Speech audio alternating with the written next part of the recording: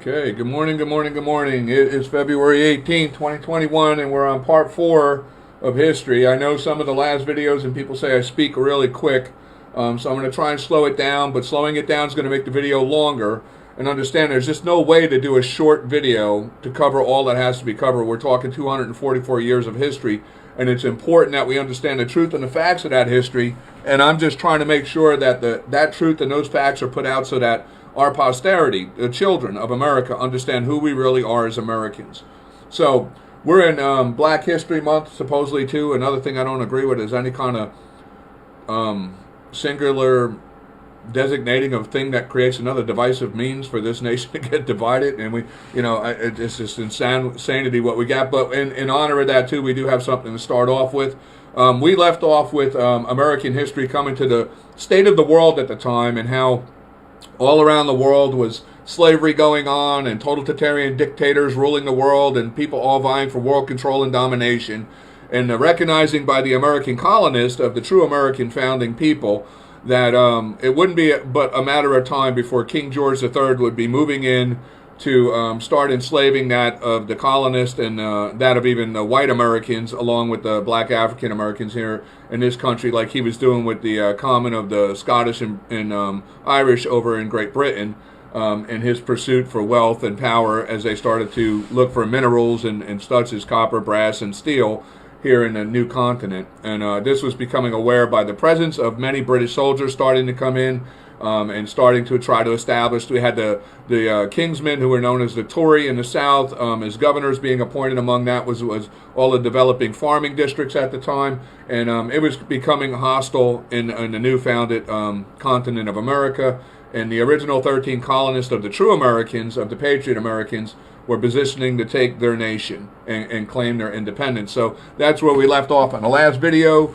And now we're going to pick up with looking at the actual things that led up to the events of the Revolutionary War coming about. So that's where we're going to head into right now. And with that, we're going to look at this website here about Samuel Gray. Samuel Gray was one of the first ones to be fired upon by the British soldiers in what was known as the Boston Massacre. He was not mortally, he was mortally shot by a private Matthew Killery after calling out, "God damn you, don't fire," when the violence erupted. So this is what it said. Also among that was, in reference to black history, which a lot of today, the history has been so confounded people don't realize that even in the founding times and across this country, at the time before we became the United States, probably half the population of blacks in America were free and working in the original 13 colony areas. The majority, all slaves, and this time resided with that of the Tory, of the appointed governors of the British King, King George III, and all prior kings, who looked over and managed the large developing farming plantations that were developing in the southern district of the new continent of America. In the northern 13 colonies areas, mostly everybody was pretty much of a free state, and many as well Irish, Scottish, white Europeans, and as well as black Africans and people from all around the world came to America as indentured servants and did their indenturement and earned their freedom and were living free in the original 13 colony areas at that time. One of them would have been right here, Crispus Utgis, if I'm saying that right.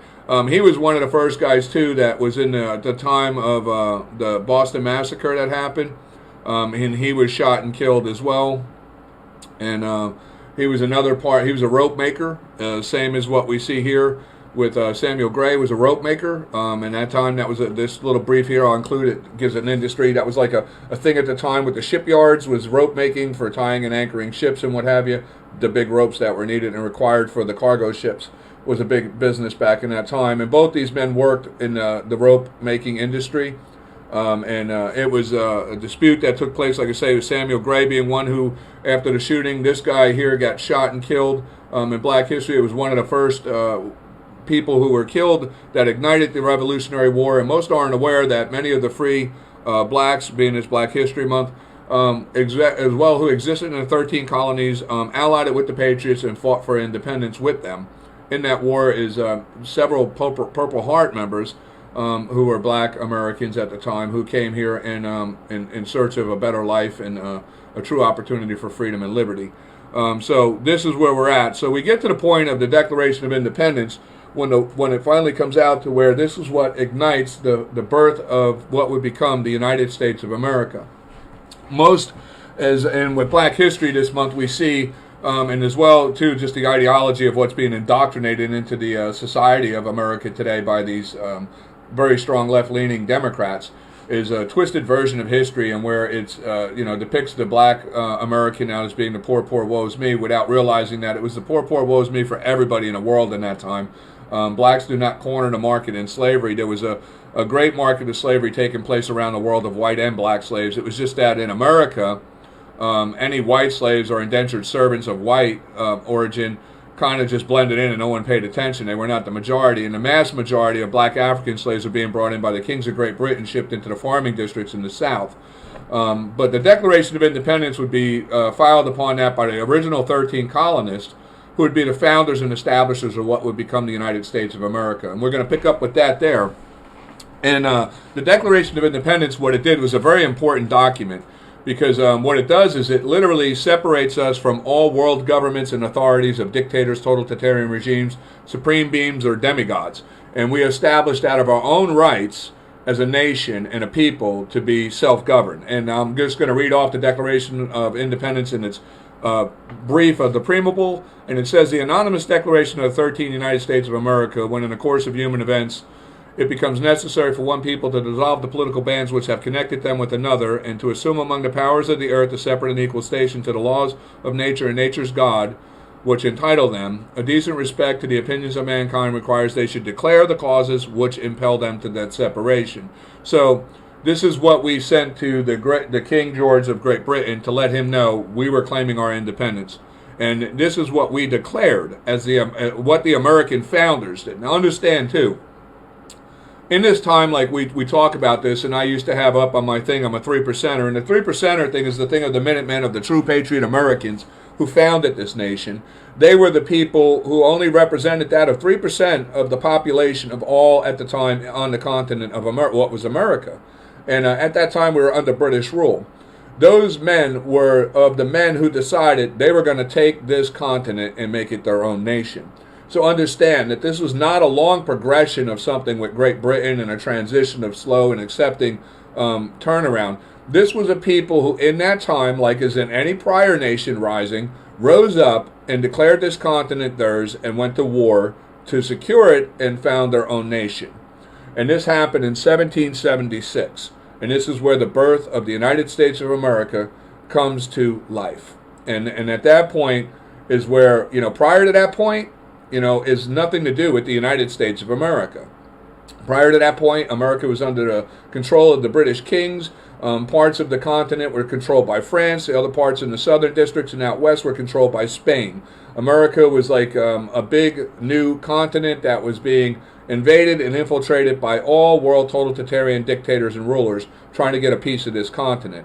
In 1776, it was the true American patriot who seized the continent and seized control of it and declared it theirs and formed a new nation that would develop and be born into the United States of America. The United States of America, in all honesty and truth, had nothing to do with the slave trade, nothing to do with slavery, nothing to do with the founding of slavery. And the majority of what we hear in history today is propagated, twisted facts of lies that hide the facts of truth, in an attempt to keep this nation divided, divisive, and always at battle with each other by that of world interest, in the hopes and goals of one day being able to, again, overthrow this nation and erase it from history as if it never existed. That is the true goal of the world totalitarian regimes around us, who have been now ruling this world and enslaving humanity for thousands of years. And why is the reason we founded this nation was to get out from under that rule of tyranny of this world around us.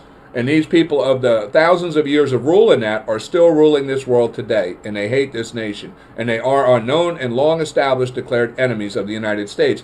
Even those of what's now our own ignorant government, and that of ignorance of Americans in society today, consider that of our allies, are blind to the reality of that many of those we call our allies today, are still in this very day that of our long-standing and well-established enemies since the founding times, of which we're going to get into now. But we're going to look here. It says, we hold these truths to be self-evident, that all men are created equal, that they are endowed by their Creator with certain inalienable rights, that among these are life, liberty, and the pursuit of happiness. Now, understand right here, it makes clear that we're a nation that gets established under that of self-evident God-given rights. Inalienable rights, meaning they're God-given. No man gives us our rights. We declare these rights as God-given. We are born with these rights as free men. And then it says here that to secure these rights, governments are instituted among men, deriving their just powers from the consent of the governed. So understand this here, is that we declare that we will establish a government, but that government will be there by the consent of the governed. Meaning that we, the people, will be the head authority of that which we consent to govern for us.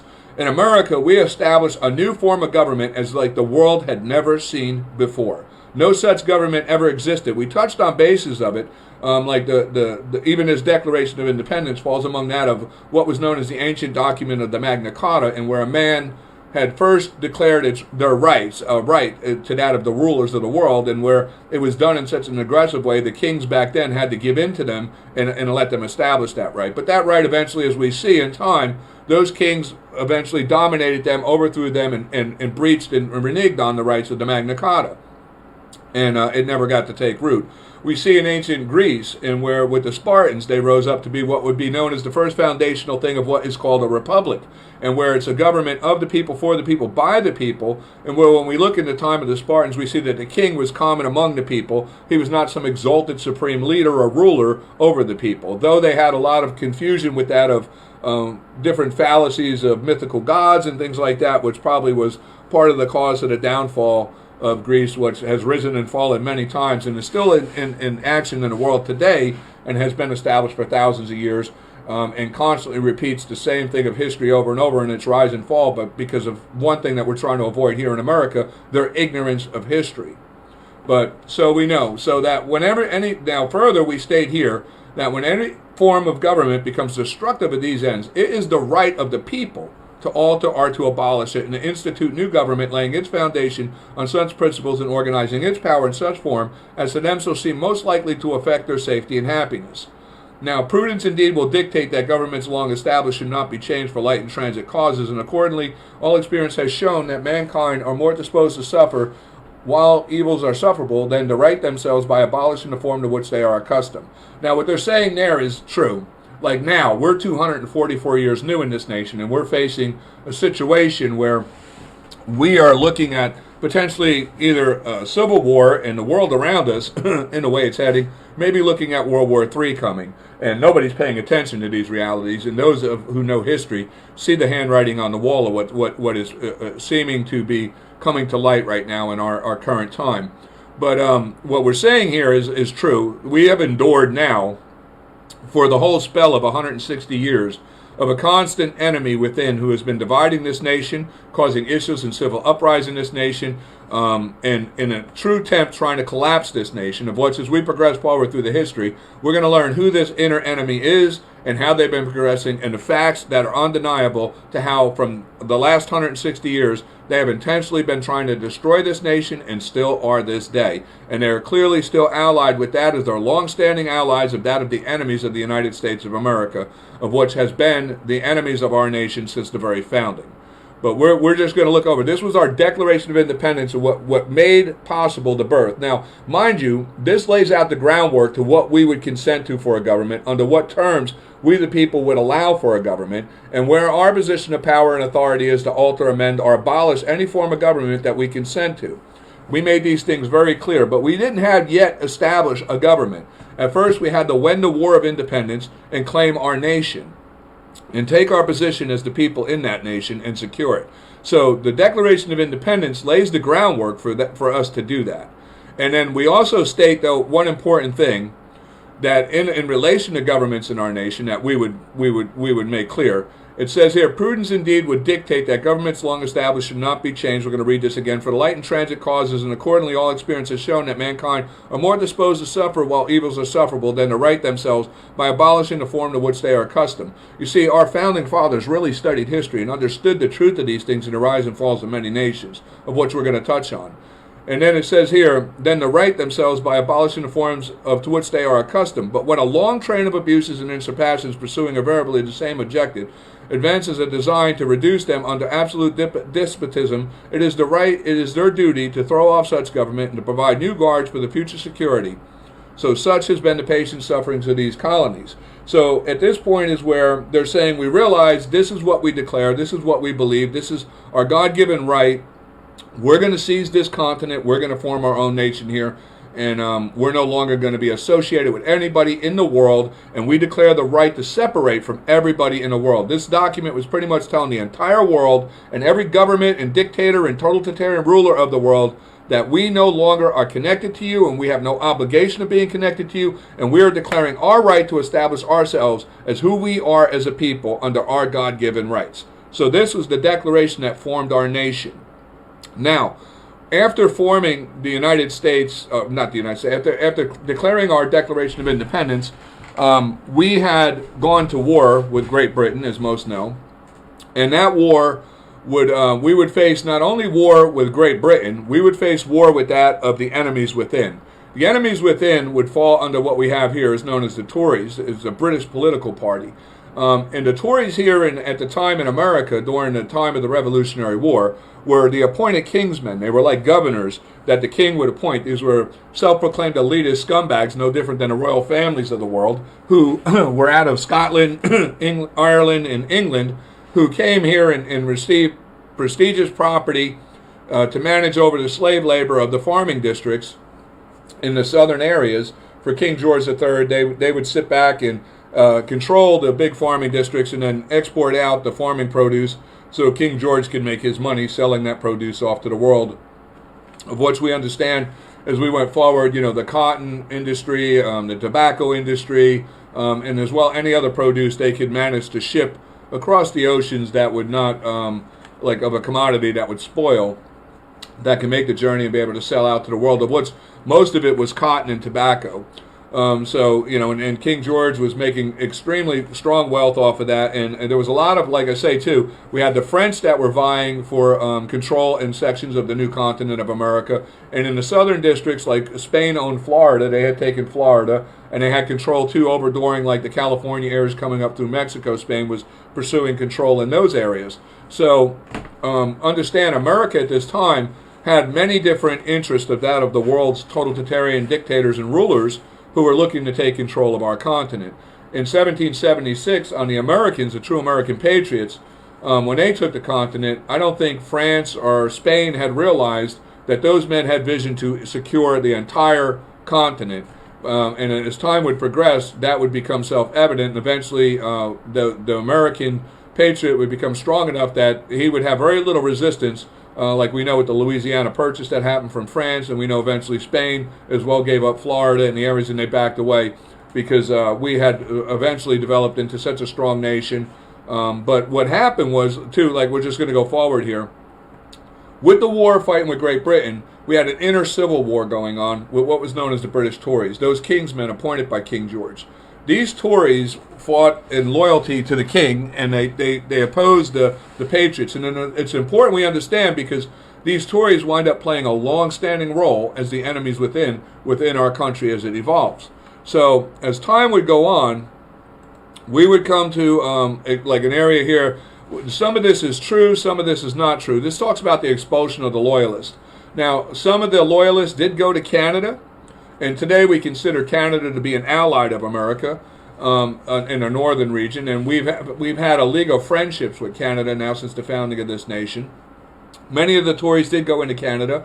Many of the French went into Canada. They got the French province up in Canada that developed out of those who were expelled out of America from the French that had to leave, of which the French controlled a belt along from all the way up in from Canada area all the way down to Louisiana area.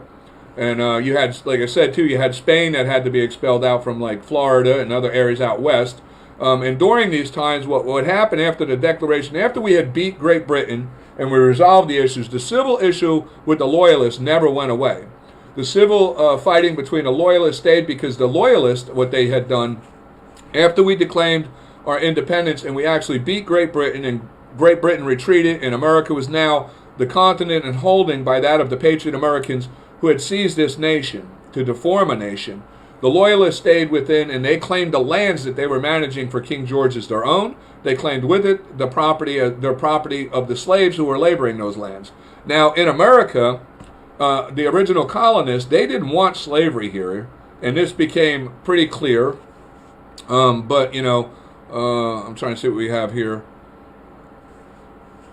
Okay, and I just want to put to this was just a note that, just so everyone's aware, how long-standing the Tory party is, the political establishment of it, and its organization still exists to this day in Great Britain. So understand, this party has not been destroyed, it has not been dissolved, it still exists, and it still has its allegiance to that of the Queen on that of a monarchy basis within Great Britain to this day. That's why the Queen still exists. That party is still so politically strong, they cannot crush the monarchy of the Queen. And that Queen of Great Britain still stems out into that of what is considered to be our northern allies in Canada. And we see today that the organization of government in Canada today and that of Great Britain is what is known as a democratic democracy.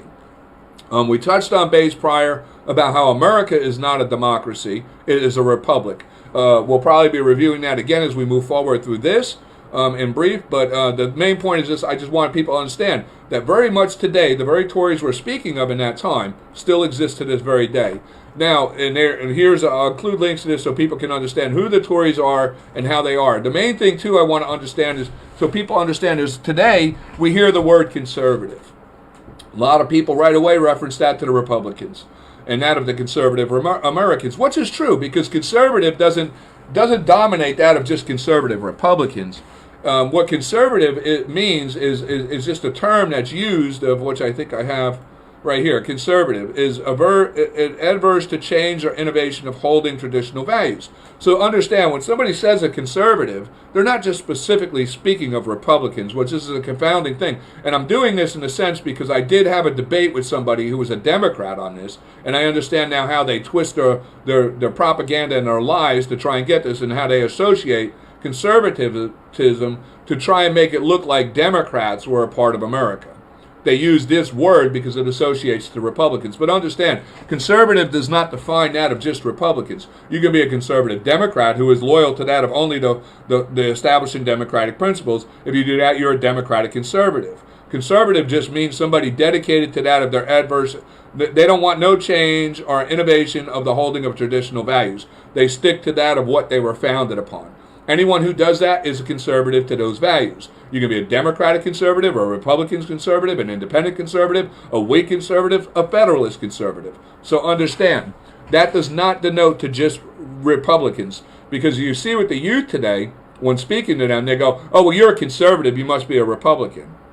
They don't understand the definition could apply to anyone who sticks to that of original founding principles of any kind of political establishment. You could be a conservative communist, okay? You could be a conservative Republican, you could be a conservative Democrat, you could be a conservative independent, is what I'm saying. So we have to break the hypocrisy of, or not hypocrisy wouldn't be a proper word, we would have to break the alignment of conservative being directly at just referencing Republicans. Understand, conservative just means that of somebody who sticks to that of founding principles and values. So with that said, America, after winning the Revolutionary War, and though we still had the ongoing civil conflict with the Tories, who were the British Loyalists, we had formed what was known as the Articles of Confederation. And this was before the Constitution. And what this was a league of friendship that we lent into with all of them who were at the time on the continent of America. We had entered into an agreement with that of even the French, down in the French quarters of that of Louisiana, Alabama area, Spain, what areas they controlled, and at the time, Texas itself was its own country, and they were their own republic. And what happened was, what we did with the Articles of Confederation was a league of friendship among all the states, where each state at this time kind of became its own little country. And this was the known kind of establishment of the way the world was. And the world around us still follows this establishment. Like when you look at Iraq, Iraq is considered its own country, right, in the world outside around us. Yet Iraq is like the size of a state in the United States, but it's considered its own country. And over there, they have all the states are considered nations, and they're broken up into what's called provinces. And they still rule by this way. in a way where they're so divided, and this is all in intention by that of the world totalitarian democratic democracies and totalitarian rulers, because this divisive nature of keeping everybody ununified keeps always a position for proxy wars to make sure that the totalitarian rulers of the world always have a way to stay in power and pit that of people against each other should the people start thinking of independence like America did. They don't want a unified world. They don't want that kind of unified nation or any kind of unified alliance of that for independence and freedom and liberty establishing anywhere outside the borders of America. And believe me, the world totalitarian rulers and dictators, they do all they can to avoid that, which as we progress in American history, you're going to understand that in the attempts of Americanism trying to spread, how these people have isolated that and stopped that and put the brakes on it and broke it down because they don't want it. And so we have to understand that the war with America never ended, in truth, from the Revolutionary War forward. And the war is still on to this day. This is something people have to understand. This war has not ended. It is still waging. And the world war for dominance of world control by the totalitarians, and that of the battle of America for freedom, liberty, and justice for all under God-given, self-proclaimed, inalienable rights, is still on. And that's the war now in the world. The war is in the world for that of free people versus that of enslaved people by totalitarian democratic democracies around the world. And and that of the free liberty of that of the American true concept of the republic of who we are. But as we progress forward, we see that parties start to develop. Today, we see the lies of what is the enemy within, the long-established enemy within, who is the ally of that of our world enemies. And we see here, like Alexander Hamilton's views. Okay, he was more. If he was alive today, he would be a Democrat. Alexander Hamilton would be a Democrat. And this is a known fact because of who he is and his principles. Just give me 1 second here. I gotta fix something if I can. Just want to take a quick pause here for a minute. Just fix something. Okay, there we go. All right, just wanted to fix something. Okay, so Hamilton is a guy too. We kind of jump ahead here with Hamilton, and I'm jumping ahead. We had to, mind you, during the whole time up to where we're getting into now, there was civil war going on with the Tories, who were the British Loyalists. They were doing all they could to try and derail the concept of the idea of the United States of America being born, which was being established by that of the true patriot Americans who had seized this continent in the war with Great Britain and claimed their independence. Now, our founding fathers, George Washington, Thomas Jefferson, James Madison, John Adams, these guys and all the other people who signed the Declaration of Independence, they were people who had an idea, and what they did was, as we progress forward, we see here, we have what's known as the Federalist Party, the Republican Party, which was founded by Thomas Jefferson and James Madison, and because right here it even says, by the election year of 1792, Hamilton Jefferson headed rival political parties to enact their views. Both parties had the same goal, a free republic, but differed in means to attain it. The political party system continuing in 1792 to the present, at first feared devised, has provided vital for democracy, which that's wrong too, in democracy. I would be surprised they say this in this statement here, because America is a republic, not a democracy. We touched on that before, and you can see the difference between a democracy and a republic, which is very important, in the Federalist letter paper number 10, of which we're going to get into soon. But that's a misstatement right there, because this is part of the confounding of the twisting of history, and people ignorant to the understanding of actually what things mean, like conservative. People have isolated that to Republican. They also have isolated democracy to a republic, which can't be, because they don't exist. They may have the same functions, order, establishment of government, and what have you, but a democracy and a republic are greatly different, and they remain greatly different to an extent that's very important that we cannot allow to be misunderstood, because the misunderstanding of it could be the very downfall of our republic. So we have to make sure we understand exactly the difference between a republic and a democracy, which as we progress forward, and that we get to that time, we'll talk about it more in depth. But this here is where we see where political establishments during the period of what I call rest and consideration, we had a 10-year span almost, and where the founders had considered and really did in-depth research on world rising and falling nations, world governments. They wanted to develop a system of government that would ensure the American people would always be free in their liberty and pursuit of happiness unrestricted by any kind of authoritarian government. They wanted to establish a government that would be a non-authoritarian government that would be under the consent and control and authority of that of the people. A government, as they say, a government of the people, for the people, by the people. And they took literally 10 years in debate and consideration while they were in this League of Friendship under the Articles of Confederation to come up with the idea of what would be the Federalist Papers. These Federalist Papers came out prior to the ratification of our Constitution. And these are a great essay that took place at many of the founders of what they speak of, the Federalists like Alexander Hamilton, John Jay, James Madison, are predominantly the authors of these considerations. But mind you, they spanned out into George Washington, Thomas Jefferson, so many other people involved in the considerations in the in-depth research of world history on rising and falling nations and forms of government that existed prior.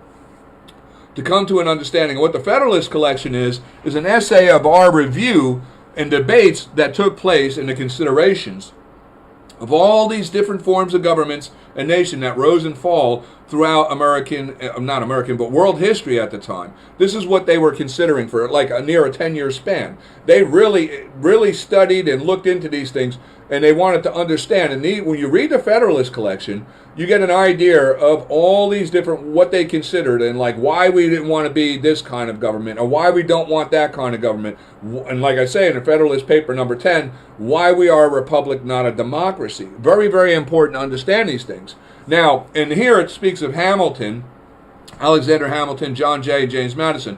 John Jay, James Madison, Thomas Jefferson, and such, these guys eventually went with Republican, because they formed, it was Thomas Jefferson and James Madison who formed the Republican Party in 1792.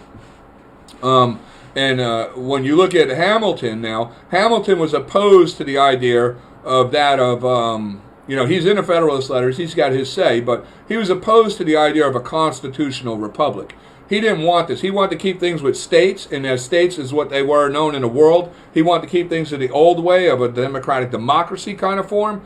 He wanted to keep state rights separate from that of a national government, and he fought against Thomas Jefferson and the rest of the founding fathers, James Madison, in the drafting of that of the Constitution. He was opposition of it. Matter of fact, Alexander Hamilton was a lawyer and a scholar who defended that of Toryism, and he defended the Tories. All the way up to this time where we're getting up to in 1787 area, Hamilton had been defending the Tories. The Tories had been mainly, they were pro-slavery. They, of course, because they became, after the Revolutionary War, were claiming the lands they used to manage for King George III, and as well all the slaves as their own property. With that, they became the largest landowners and wealthiest people in the nation, and also the majority of all slaveholders in the nation.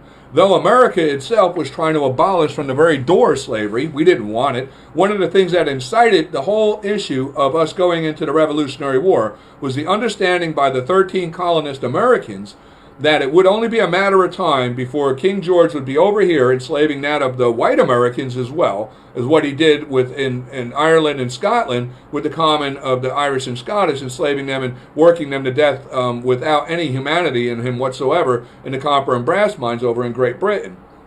Because he preferred to have white slaves. He didn't want black slaves in Great Britain. And if he was to move on to America's continent and start as well mining and such as that, he was probably going to wind up eventually displacing the black African slave with that of white enslaved colonists, because that was just the way he operated in Great Britain, and Spain as well operated that way.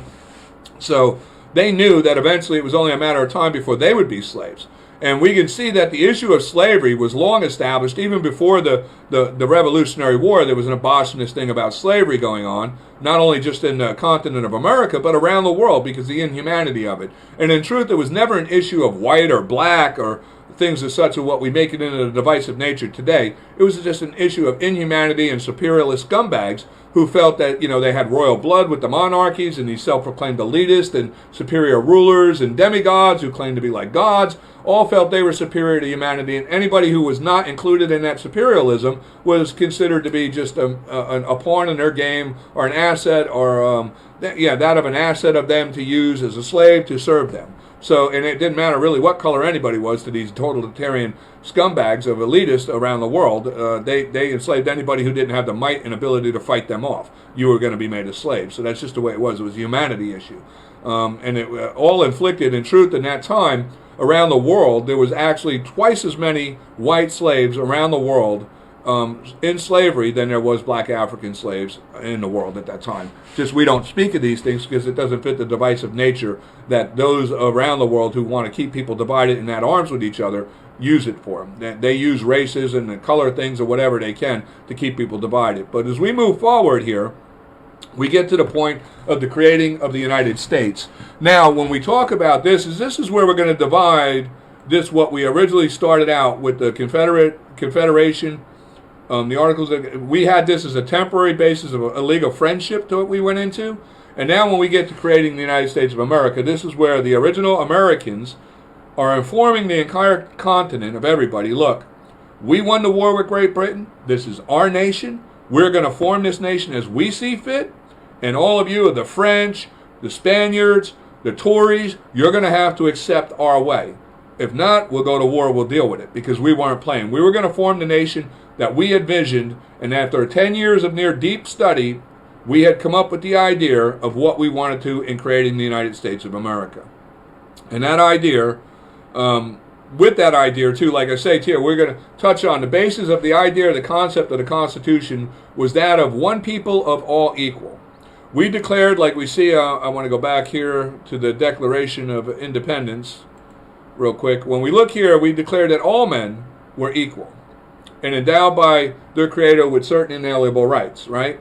So we know that. Now, when we get to the point of the Constitution and creating America, there was a lot of debate between that of the original founding Americas who were forming this new United States of America and that of the people who were conservative to their old values of slavery and totalitarianism and elitism, of these people that were considered to be monarchies and of royal blood and what have you. They didn't want anything to do with what the United States was about. They wanted to keep things the way it was. They were conservative to those old values and principles.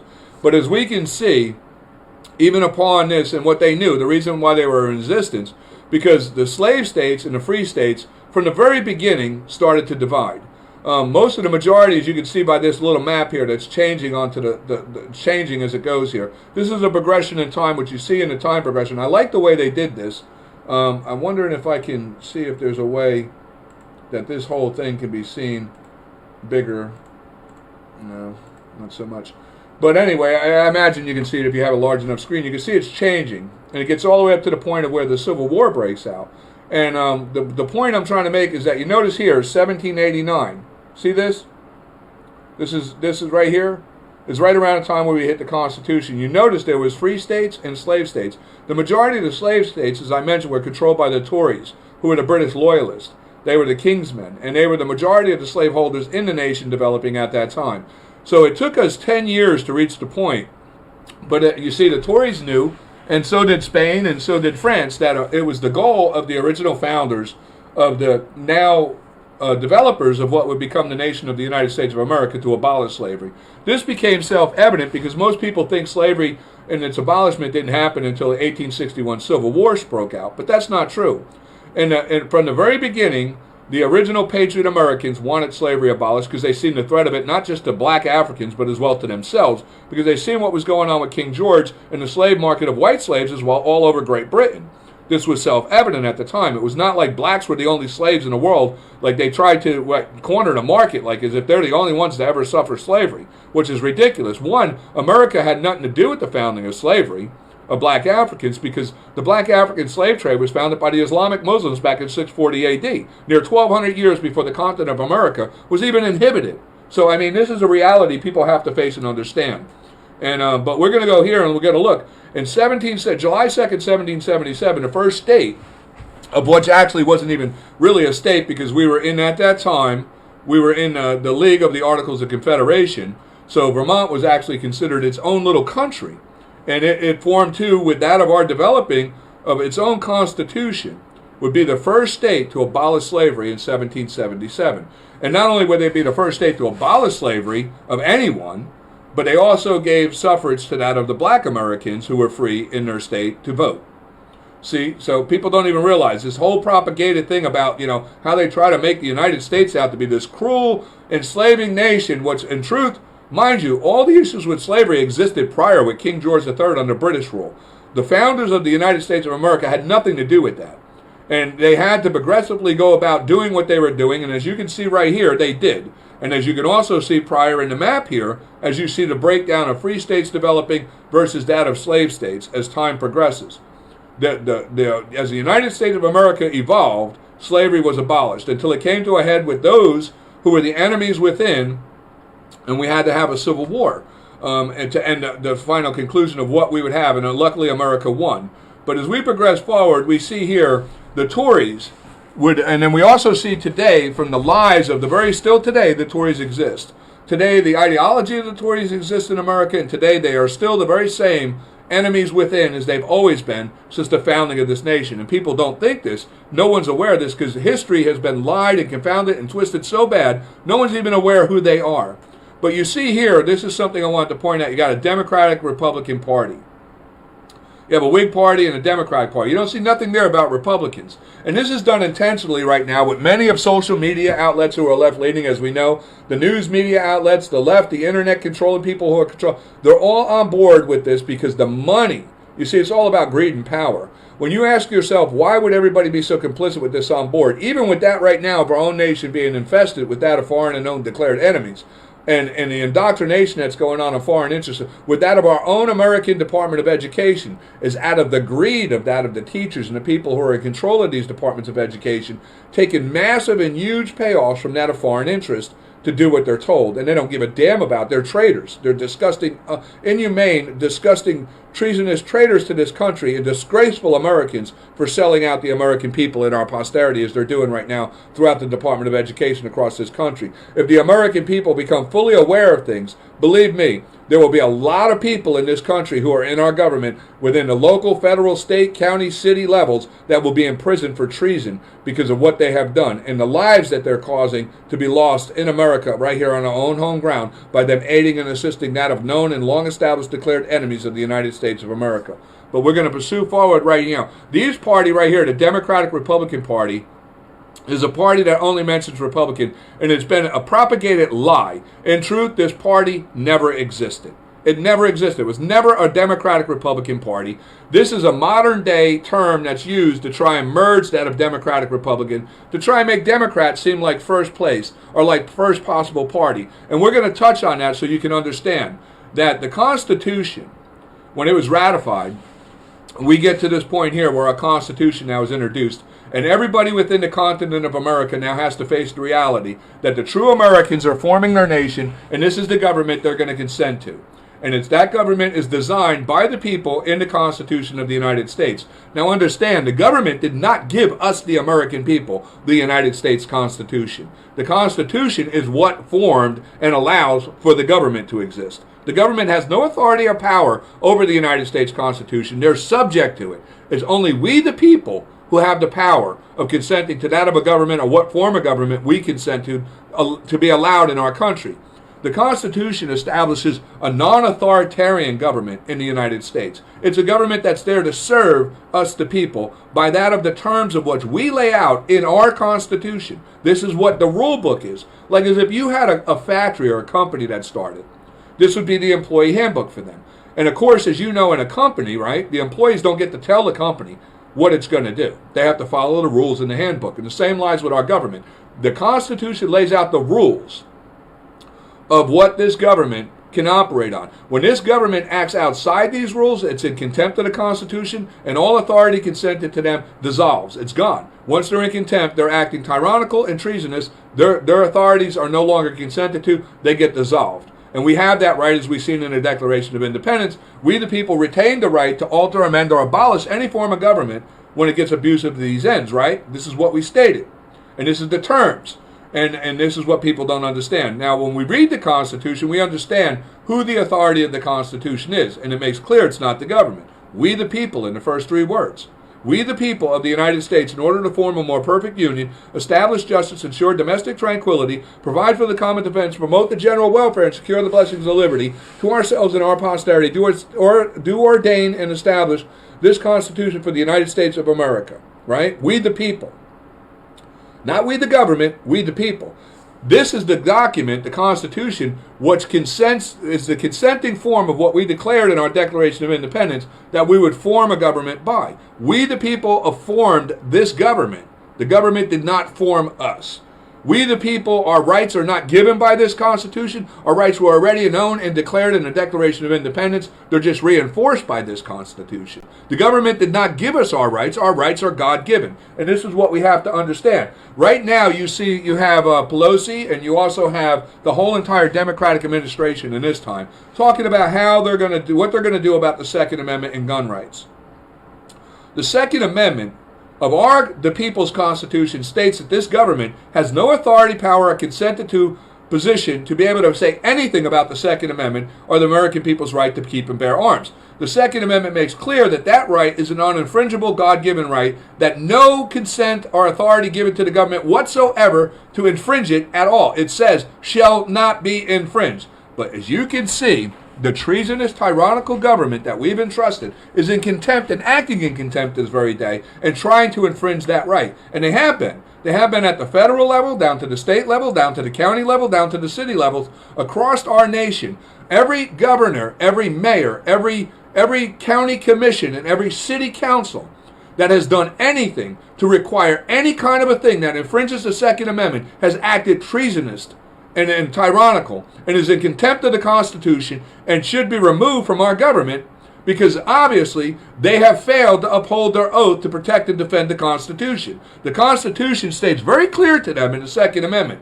And understand that in the times we're talking about, what ignited the Revolutionary War was because Great Britain understood what it was going to do, and the colonists of the true Americans understood what was coming. And the only way they could defend themselves was to be armed and be able to fight for their freedom and liberty.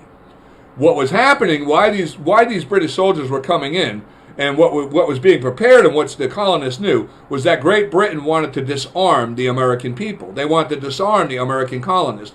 They were trying to diminish out the reserves of gunpowder and seize arms from them so that when King George III, came here to establish a presence of his kingdom on this continent, there would be no way for them to resist or rebel. They would be helpless, defenseless people with no arms. This is why we developed our Second Amendment, because there's a Second Amendment, which I don't have up. I just want to touch on this real quick so people understand. And understand, my video is going to be long because the importance of these things cannot be just brassly gone over. They have to be explained in detail, and we have to understand the truth of these matters. So we're going to look at the Second Amendment here, so that what I'm saying can be supported by what we see. The Second Amendment here of the Constitution of the United States was ratified in 1789, and it states here, a well-regulated militia being necessary to the security of a free state, the right of the people to keep and bear arms, shall not be infringed. Now, do you understand that? The right and security of a free state, meaning that we know by our Second Amendment that we have the ability to defend our state, our nation as a people, our rights as a people. That Second Amendment is our right, and it shall not be infringed. See, it says right clear, shall not be infringed. And understand that Second Amendment was not established for hunting. It was not established for gun enthusiasts who just want to own guns. It was established as that of a state militia. You see, a well-regulated militia being necessary to the security of a free state. Now, the militia is not an official government-controlled department that's established by the Constitution. Matter of fact, the militia is who founded this nation. The people of the Declaration of Independence, the true patriots, they're the militia. And the militia is a natural state of us as a people. We are born as Americans, militia. We are born as the defenders of our freedom, our liberty, and our nation that we declared. We the people, okay? And that's what the Constitution makes clear, we the people. And the reason we make this right ininfringible, because this is the only right in all of the Bill of Rights that has a statement of certainty that says shall not be infringed. And there's a reason for that. And the reason the Second Amendment has that statement, shall not be infringed, and why no other right has to have that statement, is because this one right is the right that protects every right.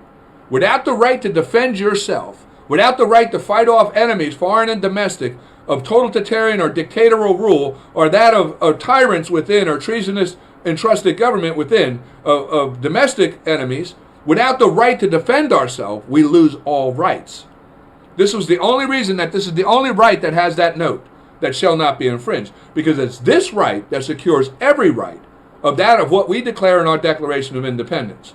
And it also is the very right that gives us the might, the power, and the ability to hold this government accountable and to keep it in check to make sure it follows the rules of what we consent to in our United States Constitution. So, and that's what I say, in our United States, we the people of the United States, we formed the Constitution as a consensual form for that to allow for a government. No government existed until we the people did this. Okay, and that Second Amendment is a right that is under that Constitution. And it's the law of this nation by that of our Declaration of Independence, that these rights are inalienable rights. And no man, no government, nobody entrusted has the consent or power given by us the people to alter, amend, or infringe that right in any way, shape, or form. If anything, we state in our Constitution, which I want to look at, we'll go back to the Constitution. I'm going to show you Article 1, Section 8 in our Constitution. And understand, this is important, that we need to understand that it was the Second Amendment right to keep and bear arms was part of the reason that we understood that if Great Britain was able to disarm us, we would never be who we are today. We would have never been able to fight. But we're going to look at Article 1, Section 8, which I'm going to show you here. This is the only thing in reference to what we say to the government. Congress shall have the power to lay, okay, it's all the way down at the end here. I want to go where it talks about our militia. Okay, to provide for organizing okay, right here. To provide for calling forth the militia to execute. This is an authority we give them. Now understand, to provide for calling forth the militia to execute the laws of the Union, suppress insurrection, and repel invasion. Now, if the government hasn't been founded yet, this should be self-evident to any of them. I had this argument with people, and lawyers even, that are just idiots, they don't understand. This is in Article 1, Section 8 of the United States Constitution. This is what we're consenting to and giving them the authority to do. It says to provide for calling forth the militia to execute the laws of the Union, suppress insurrection, and repel invasion. So, if we're saying this, understand then, isn't it not clear the militia is already established? It's already established. The government doesn't establish the militia. The government has no authority or power over the militia. The militia is already established. That militia is us, the American people. We are the largest armed militia in the world and of a free people. That's who we are. Free people are the militia. The free people of America, we are the armed militia. And we are the largest armed militia in the world. That's how we've maintained our freedom for 244 years. No one has come on this ground to challenge us because they understand that we are the largest armed militia in the world, and we will fight you. We will fight you to keep and secure our God-given self-claimed rights, and declared rights is what we say. We are the militia. Okay? Now it says here that Congress is charged to this, to provide for organizing, arming, and disciplining the militia. We make clear to them that the militia must be maintained in Article 1, Section 8. It must be maintained. It must be maintained well organized, provide for the organizing, and it must be armed. The arming and the disciplining, meaning well organized, the militia, and for governing such part of them as may be employed in the service of the United States. Meaning that, and understand this Article 1, Section 8 defines our military. You see, the militia is the home-based defense of we the people. Every person is naturally born a member of the militia, has the right to keep and bear arms, and that right can't be infringed, so that we're always able to protect our homeland. Now, when we say here that, and for governing such part of them as may be employed in the service of the United States, it means that we, the militia, when called upon within the official military, of which the military is established by the United States, of which happened in the War of 1801 against the Islamic Muslims, and where we realize we may have to go abroad and fight our enemies. Then we formed a government militia army, a military. The militia members would be the ones who join that military, of the most bravest of the American people, who are willing to say, I'll get on that ship and I'll go over there and I'll stop them enemies from coming here. That's who our military are. The bravest of the militia of the American home front. But the militia of the American home front is the foundation of our militaries. And our military are only consented to by we the people for the government's control to send abroad. Okay, understand this. And it says right here, the militia and for governing of such part of them as may be employed in the service of the United States, reserving to the states respectively the appointment of officers and authority of training of the militia according to the disciplines prescribed by Congress. So see, we don't give them any consent over the home-based militia, but this is where we consent to them to form an army, to form a navy, to form an air force, for that of dealing with issues abroad, and that they will have certain powers by that of our consent to how they organize and appoint these officers and the authority of training in the militia according to the disciplines prescribed by the Congress to those who would be service of the United States in our militaries.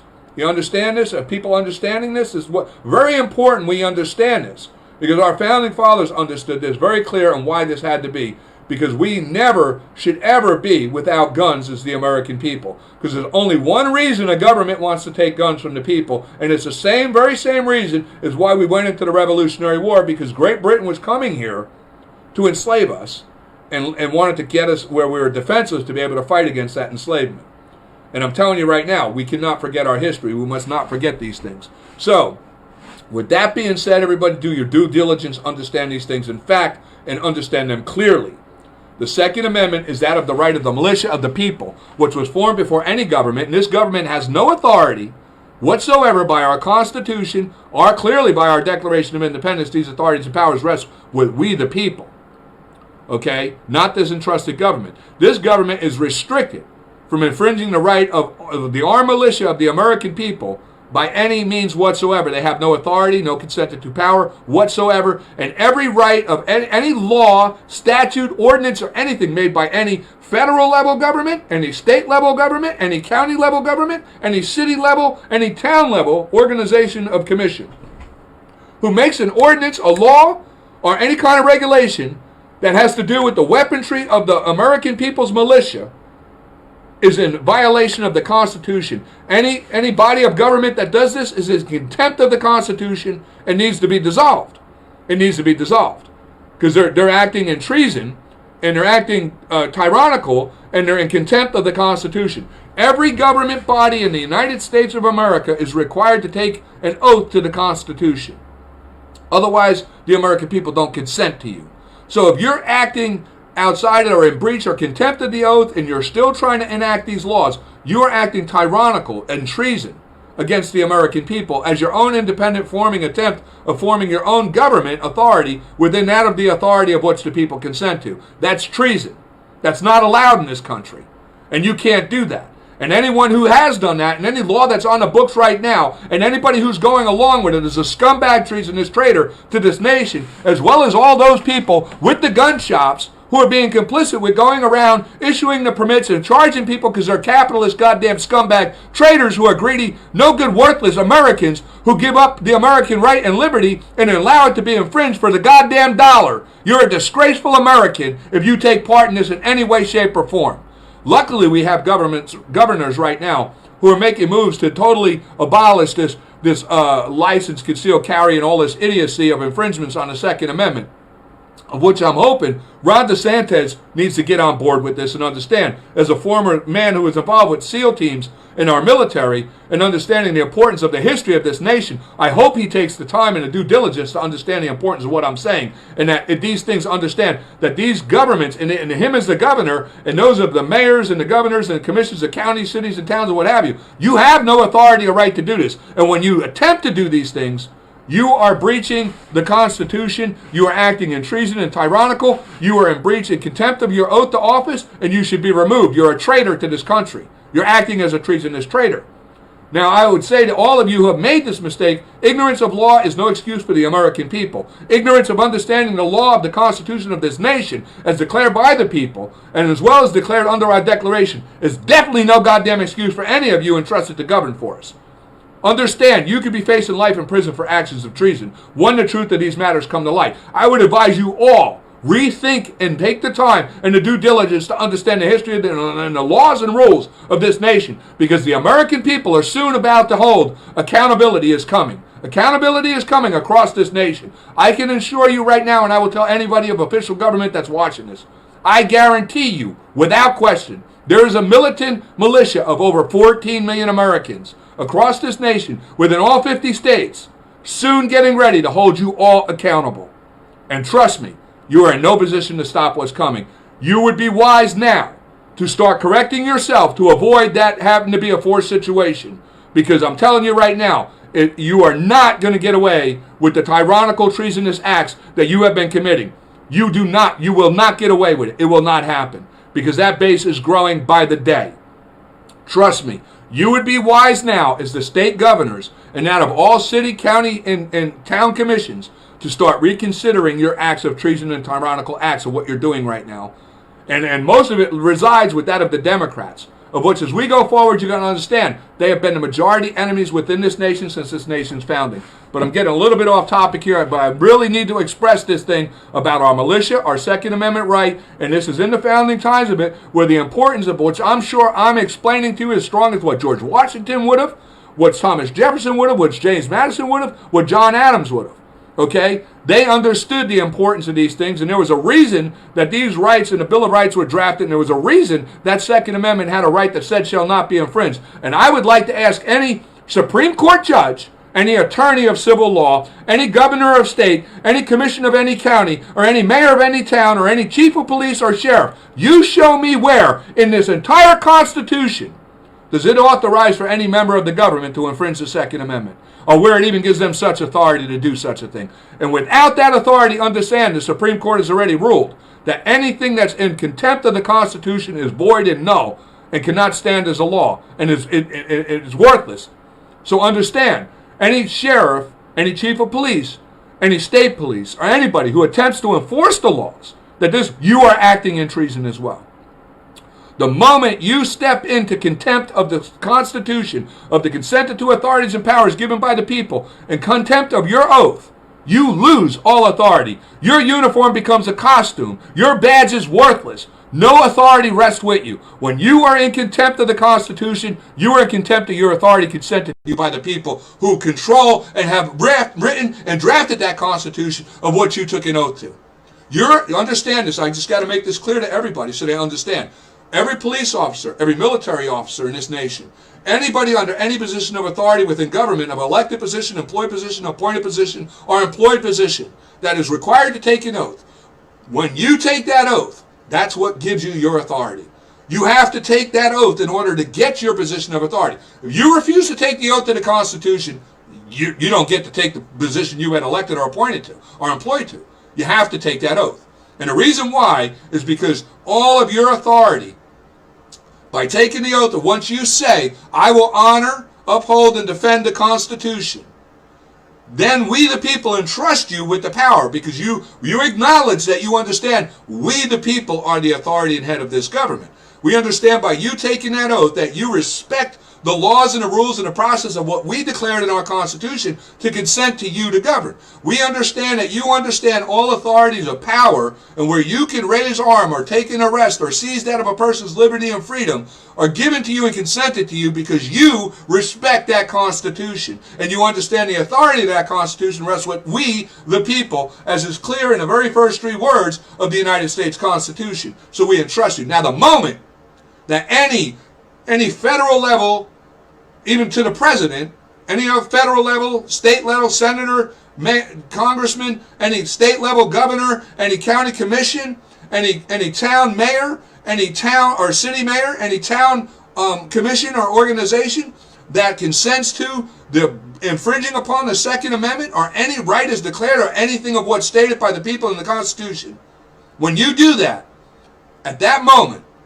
you have breached your oath to the Constitution, which then suspends all consented to authorities and powers that you held.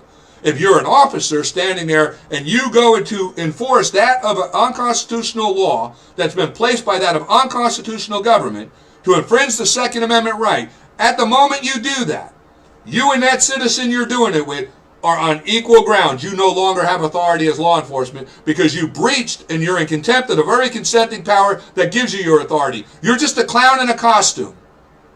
And then, two, I understand that a lot of people in America, and this is what's understood clearly right now among that 14 million and growing base, that if you as an officer insist on using your consented to power to use lethal force against that citizen, you will be charged with goddamn murder. You understand me? You will be charged with murder because you're acting in contempt. You're acting outside of that of your consented authority. And you should know ignorance of the law is no excuse for Americans. Ignorance of the law is no excuse for you. When you raise lethal force against that citizen in an attempt to enforce that of a tyrannical treasonous law imposed by that of tyrannical treasonous government, infringing the rights of which they have no authority or consent to, you are going to be charged with murder because you lost any authority to raise lethal force against him under authority of the government the moment you became in contempt of the Constitution. So this is a fact you need to understand. And every goddamn one of you police officers, sheriffs, and all those within the military of all ranks need to start considering and understanding. You took an oath to the Constitution. That oath is to we the people, not we this government. This government is what is developed by that of we the people's consenting authority and power. The government does not consent itself its authority and powers over the people. And you should know your Constitution you took an oath to. That's the most disgraceful thing. Today in this nation, our founding fathers relied that people would be educated properly, that we would take into an extreme of value in understanding the importance of who we are as the American people, not only to ourselves, but the beacon of light we became to the whole world around us. You understand how many millions of people in this world count on America? The majority of many Americans have come from many of the foreign totalitarian dictators around this world and their slave nations of superior rulers in this world. These people have risked life and limb generations ago to come here to be Americans. And you look like now that you can go to the southern Miami area, and a lot of people in Americans, you know the ignorant Americans, go, oh, who gives a damn about the Cubans? Let me tell you something. Those Cuban Americans that are here today legally, who did and swam a goddamn Gulf of Mexico through shark, risked their lives to come to this country, and then came here and legally went and did what was required to become an American, because that's how much they love this country. And I'm going to tell you what, when you spend time with the immigrants like them, or you spend time listening to or watching that of somebody like Annie Cyrus, who is a former Muslim, now a Christian American, who advocates against the totalitarian Islamic regimes, when you see the true love of this nation in an immigrant like them, a person who has been under the persecution of that of the evil of the disgusting, no-good totalitarian tyrants around this world, of the dictators, and they have suffered the affliction of inhumanity by these people, and they made it here to become Americans, and you see in their eyes and their heart, and you see in their voice, and you hear it, the love of this nation, you understand what a real American is. And you understand that it's sad that those born here with those great blessings, those who just inherit those great blessings, don't even have the passion and the love for the rights and the liberty of that Constitution and the rights that we declared that are so blessed in this nation to have. They don't even have the convictions of these immigrants who risked their lives to come here. It's shameful how many Americans, how many people are entrusted in our government today that never even read their own Constitution they took an oath to. Any law enforcement officer, military officer, elected person in government who is in that position of power of any federal level, down to state governor, down to county commission, down to that of city mayor, down to that of town commission, who has never read the Constitution but yet is acting as a government authority that has not read the Constitution, you're a goddamn disgrace to this country. You are the problem in this country, and you are a threat to this country, because how disgraceful and shameful is a person who would take an oath to a thing they themselves have never even read. What a goddamn disgraceful, inhumane human being you are. Really. You should be ashamed of yourself, and you should understand that you should resign your commissioner position, because I'm telling you, accountability is coming, and ignorance of the law will be no excuse for any goddamn one of you in any level of government who's acted tyrannical or treasonous toward this government. You will be held accountable. I would advise you that you start now correcting the error of your ways. Read that. Look, I can show you. I'll be right. The Constitution is not very big. It's right here in front of you. You can pull it up. Read the damn Constitution. Know what you took an oath to. Know your position. Know your place as government, of what you are as a consented representative of the American people. Because I'm going to tell you right now, there's consequences. Just like there's consequences for Americans breaking the law, your actions of an oath and being in contempt of that, contempt of the Constitution is a breaking the law. You will be held accountable. And understand, you better look up the law on what the penal code of punishment is to those who commit treason and tyrannical acts against the people of the United States, we the people. I would advise you better look it up and take it damn serious, because it's no joke when the shit comes to the light and the reality hits you, when the American people come to hold accountability, you're going to wish you knew that Constitution if you don't do it. Learn it now. Start correcting your ways now. I'm warning you all right now within government, you better start doing it now, and you better start correcting your ways, because that will be the measure of judgment on you. by what your actions are and what you do to learn your Constitution, know your places, what you are as a representative of the American people, and take the proper measures to go ahead and correct anything that you've done wrong. It will be a great weight and measurement on the judgment of you in the moment when you're found where you were in contempt of it. So I would advise you do that. But anyway, now we're going to move back to our history. The Republican Party, as I said, and all that started off with the Democratic Republican Party, which is a fluke. There was no such thing as a Democratic Republican Party in our founding times. This is a mythical lie created by that of the Democrats today to try and make it look like those of the Democrats today are somehow associated with that of American founding, which in truth they're not. And the Republican Party was founded upon after we established the United States Constitution. 1789, after ratifying it, Thomas Jefferson and James Madison felt it important that we would establish a party that reflected that of what we consented to as the American government, of what kind of government it would have to be, of which we're going to go back to now. And I'm going to search here and show you. You can search the entire Constitution for the word Democrat, and let's see what we get. This way here, everybody knows. See that? You hear that beep? Democrat. Nowhere found. See, zero, right? We're going to try Democratic.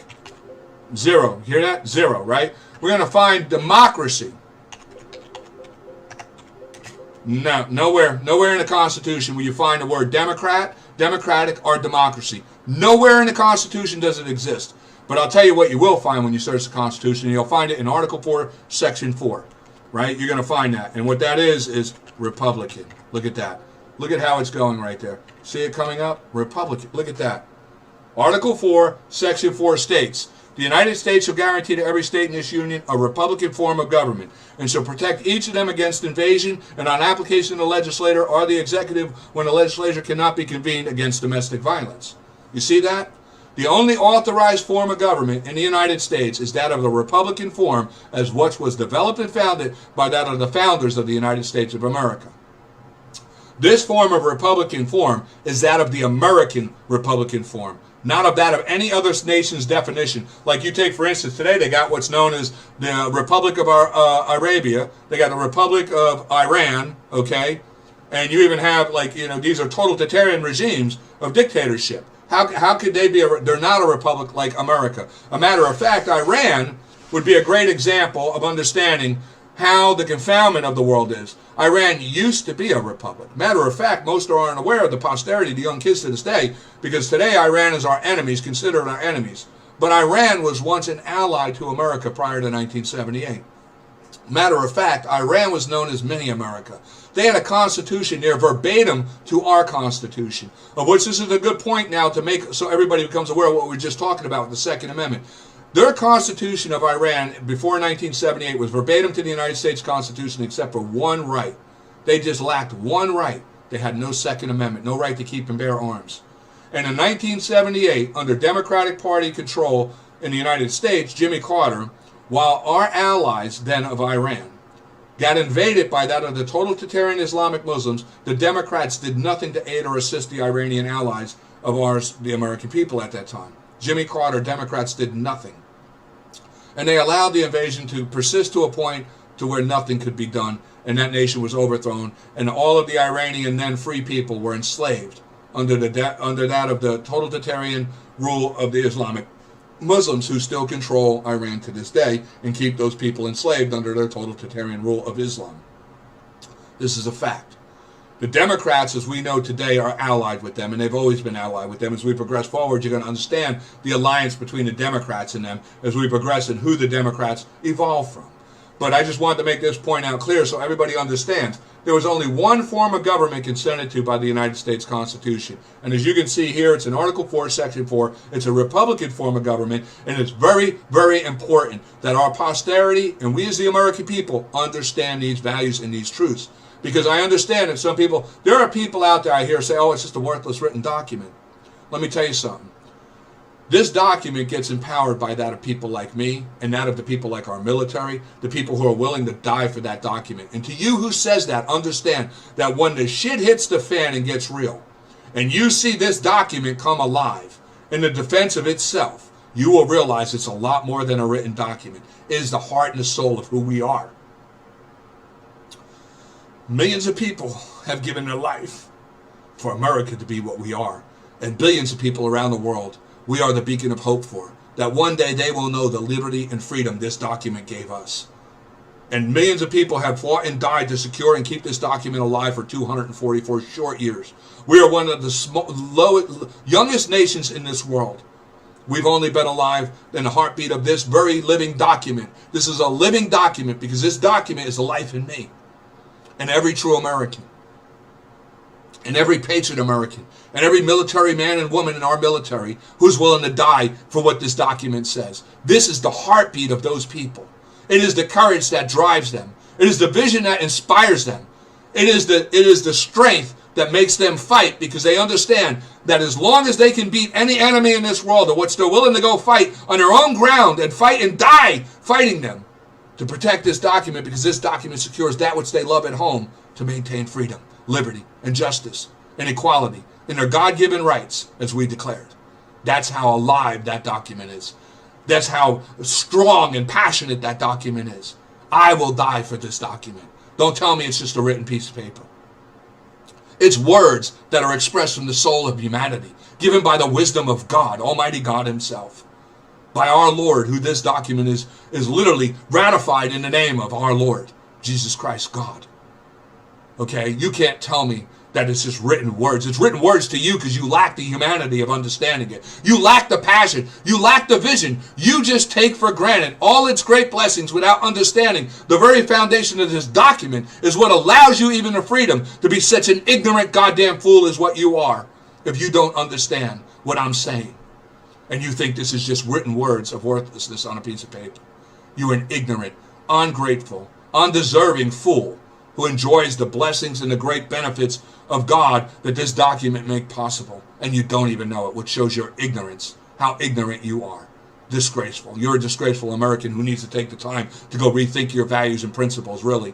But to anybody who thinks that way, that's what I'm saying. But understand, the Republican form of government is the only consented to form in the United States. The Democratic Party was never a part of the United States. Never was intended to be a party of the United States. It is totally unauthorized, as we will see as we progress, party of the United States. It's not even allowed to be here and it's not supposed to be here. The two-party system was never supposed to be established here, and it's a myth, just like many of the other lies, like the Democratic Republican Party, these lies and the way these people lie and twist history in an event of an agenda to try and fool that of the posterity. That's why I say, and I've said this in many videos, you hear right now Joe Biden, go look it up. In the Democratic statement of their mission is they choose truth over facts. And there's a reason for that. Because you know what? If you don't know the facts of truth, you could fall to believe a lie. Right? If you don't look into the facts of what truth is, and somebody's lying to you, you don't look in. Without the facts, you can start believing a lie to be the truth. And that's the truth the Democrats are peddling. A lie. It's a lie. It's a lie they want you to believe is the truth. That's what they mean, and that's what they're peddling. Understand that. But now let's move on forward. Jefferson found it, and here, this is something too I want to show you with the propagation I'm talking about. Let me just read this to you. Jeffersonians, or Madisonians, Republicans, appeared within 3 years of inauguration of the federal Constitution. Notice what they said. Jefferson or Masonian Republicans appeared within 3 years. They don't want to tell you that in 1791 they found the Republican Party. They don't want to tell you. They won't say the date because they want to hide that. They do it here. But as you go down and you see other dates, they mention by date. You see it, 1791. Here they say it, way down. But they try to deceive you in the beginning. But the Republican Party was founded in 1791 by James Madison and Thomas Jefferson to support that of what I just showed you, Article 4, Section 4. George Washington didn't agree with any kind of political parties, which we're going to, I think, move forward to. No, we're not, because we're going to get into that. Let me finish the story here. So George Washington was against any kind of party, but Jefferson is being one of the authors of the Constitution, as well as James Madison. They secured George Washington that, understand Article 4, Section 4 only consents to a Republican form, and that they wanted to have a party that represented that of the form of government they consented to for the United States. So Jefferson and Madison formed the Republican Party. The Republican Party consisted of a political party that would stick to that of conventional founding principles of our Declaration of Independence and who we are as a people, that defined by that of our laws, self-evident, God-given, that all men are created equal, so that we would be a nation of one people, of all equal. That's what Republican form represented it.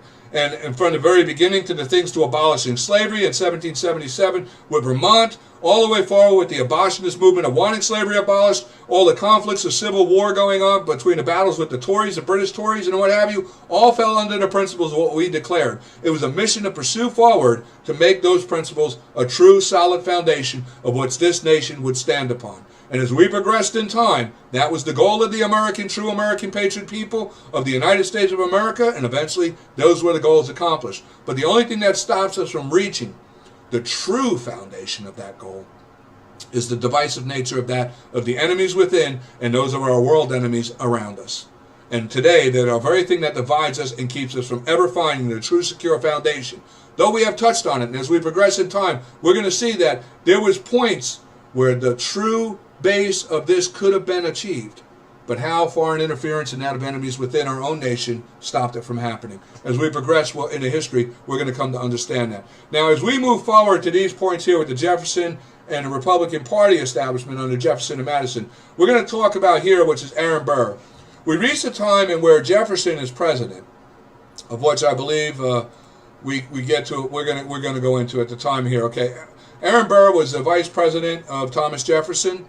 He was a true Republican and American, and he believed in founding conservative principal values of what America was founded upon and our Declaration of Independence very strongly. And this gets into the point, too, of understanding now where we start to see the emergence of this kind of propagated BS, this Democratic Republican Party. As we read here, the Democratic Republican Party was a classical liberal political party in the United States that was active from 1792 to 1825. So they try to make it as though Thomas Jefferson and Madison's party was that of the Democratic Republican Party, which I'm telling you right now, I'll challenge any historian. You show me one thing of any fact of literature or imagery or writing that states in any time in that time period of anybody mentioning a Democratic Republican Party. It does not exist. It's a propagated lie made up by Democrats to try and inject themselves as being a part of the founding principles of America. That's a lie, people, a total lie, and they're teaching this to our kids. They're indoctrinating our children with this lie, the Democrats, through our own Department of Education. They're lying. They're totally lying. This is a lie. It's a total lie. This is a modern term today referred to that of because what was born out of eventually became a two-party system of Democrat-Republicans. So today they look back at the conservative times of that time, what parties existed of the Whigs, the Federalists, the Tories, and that of the Republicans, and they go, oh, well, they were of the Democratic Republican, what is today's establishment. And that way is how it's associated. But back in that time, this party did not exist, was not a founding party. There was no Democratic establishment. The Republican Party was the first and only consented to party established in the United States of America under the Constitution of the United States of America. And that's a fact. I will challenge anybody to. Show me one, because I know my history. Trust me, there is no evidence of fact that this so-called fake Democratic Republican Party ever existed in the founding times. This was propagated lies by the left-leaning Democrats who are the long-established and well-known enemies within. And as we progress, you're going to see this. So we go forward here. The first political parties. Now, this article here touches on the base, but as with many things written today, because of the indoctrination of fallacies, people sometimes get confused in how they write things. I heard President Donald Trump himself calling America a democracy, which means Donald Trump himself hasn't really taken the time to indulge in that of the Federalist letters, especially Federalist letter number 10, which clearly defines a democracy and a republic and the difference between the two, and where as well it's very clear that it's made clear by John Jay and James Madison how we are not a republic. We're not a democracy, we are a republic. Okay, and the difference between them is very important in understanding. But here, the United States in the 21st century is predominantly a two-party system. Although more than two political parties existed, which they did, you had the Tories try to establish all kinds of different parties to keep the nation divided and to try to prevent that from the United States Constitution coming to evolution to where we would become the United States of America under the consent to authority of a party or a political system by that of the true Americans. The Tories were opposed to it because they wanted to maintain slavery and control of the states that they were in as their own little nations and where nobody could tell them what to do. They were also always acting in treason to that of the United States, because even at the point where we're reaching right now, we're approaching points where you're going to see and recognize how the Tories literally committed even further treason before the Civil War. But we'll get to that as we progress forward. But it says here that the two big, the Democrats are the Republicans. In George Washington, this is important to understand what I was saying before about George Washington. And in George Washington's farewell address, he warned his fellow Americans about the dangers of political parties. He said, quote, "The alternate domination of one faction over another, sharpened by the spirit of revenge, natural to party designation, which in different ages and centuries has perpetrated the most horrid enormities, it is self-frightful despotism," of what she said. Meaning that, like, for instance, I'll give you an example of what he's trying to say there in layman terms of today, and how my understanding of it is, if anybody else wants to correct me if I'm wrong. When we look at today and we realize what we're going to realize, where the Democrats stem from, like you take, for instance, the Tories. The Tories were of an old form of government under King George III that they didn't want to let go. And then as America established and won the war declaration, off the Declaration of Independence and Revolution, now the Tories would become that despotism that would resist that thing. And by allowing them to have a presence as a political establishment within that new presence of the new nation founded, there would always be that divisive nature that would disrupt the goal of what it was to establish that nation. And that is the truth, George Washington C. Thomas Jefferson, when you really get to know and you read the history, you find out was a great man of great wisdom and a true Republican, but he was also a man who, by his knowledge, was ignorant, by lacking in wisdom. But eventually in time, Thomas Jefferson became wiser in understanding the ignorance of his ways. And in his later days, in his older years, he became as wise as George Washington. But Washington, he had warned him many times about his younger ignorance with knowledge, lacking in wisdom, of which I refer to people who have a lot of knowledge as paper brain idiots, because knowledge without wisdom is worthless information. And anybody who has a lot of knowledge, even myself, I have a lot of knowledge about things I've never put to practical use of actually to obtain wisdom on them. So I'm an educated idiot in a lot of things. But those are the things that I've learned, and I've put knowledge into practice and gain wisdom. I'm not an educated. I know them things very, very well. I put them in practice. I have wisdom with them, and wisdom exceeds knowledge. And that's where I'm at with this point here. But understand, in this here, it tells us about how, on this here, and I'll include links to this, how it was Madison and Thomas Jefferson who formed the original Republican Party in 1791. So, and actually it was concluded by 1792. The point we're making here, though, about with Aaron Burr, as we move forward, and we get to this point here, where we have Alexander Hamilton, who as well took part in the Federalist Papers. And Hamilton, though, today would be what you call a Democrat. But at this time, there was yet no Democratic Party. And Hamilton was actually a lawyer who defended that of the Tories. Okay, and he defended that of Great Britain. He was a traitor, in truth. This man was a traitor to this country. He was always playing as like the Tories. They would play along, and they would whatever, and while they were always scheming something in the background to try and derail that of the constitutional republic that was formed by the Americans. He was never truly an American. He was always allied with that of the Tory.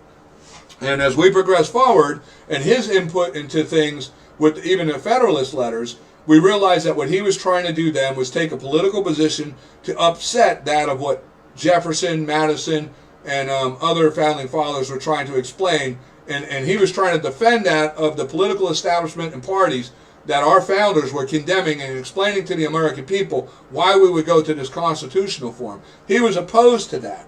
Okay, he was in opposition to it.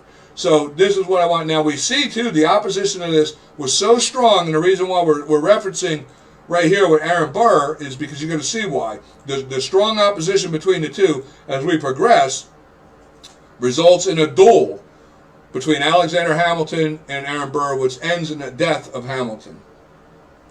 I'll include links to this here. This duel was over that of the political positions and oppositional views between Hamilton and the Republican Burr. Though Burr, at a point, had broken away and went kind of independent from the Republican Party, in truth, he hadn't gone that way. It was in a sense that at the time when you read and you actually study the letters between Burr, Madison, and even Thomas Jefferson, and even the disputed letters and arguments between him and Alexander Hamilton, you understand that Burr took that position in hopes of having an alternate to the Republicans should the Republican Party somehow fail, because you had the Tories doing all they could to try and disrupt the Republican establishment. And it was feared then in this time that, God forbid, the Tories ever got political control in any kind of election position, they may be able to have the political power by consented powers given them in our own Constitution to dissolve that of what we were trying to establish. You see, this fear started to exist, and George Washington was correct. Multi-party systems would lead to the destruction of any nation. As Abraham Lincoln, in the future, what we find out, said, a house divided against itself can't stand.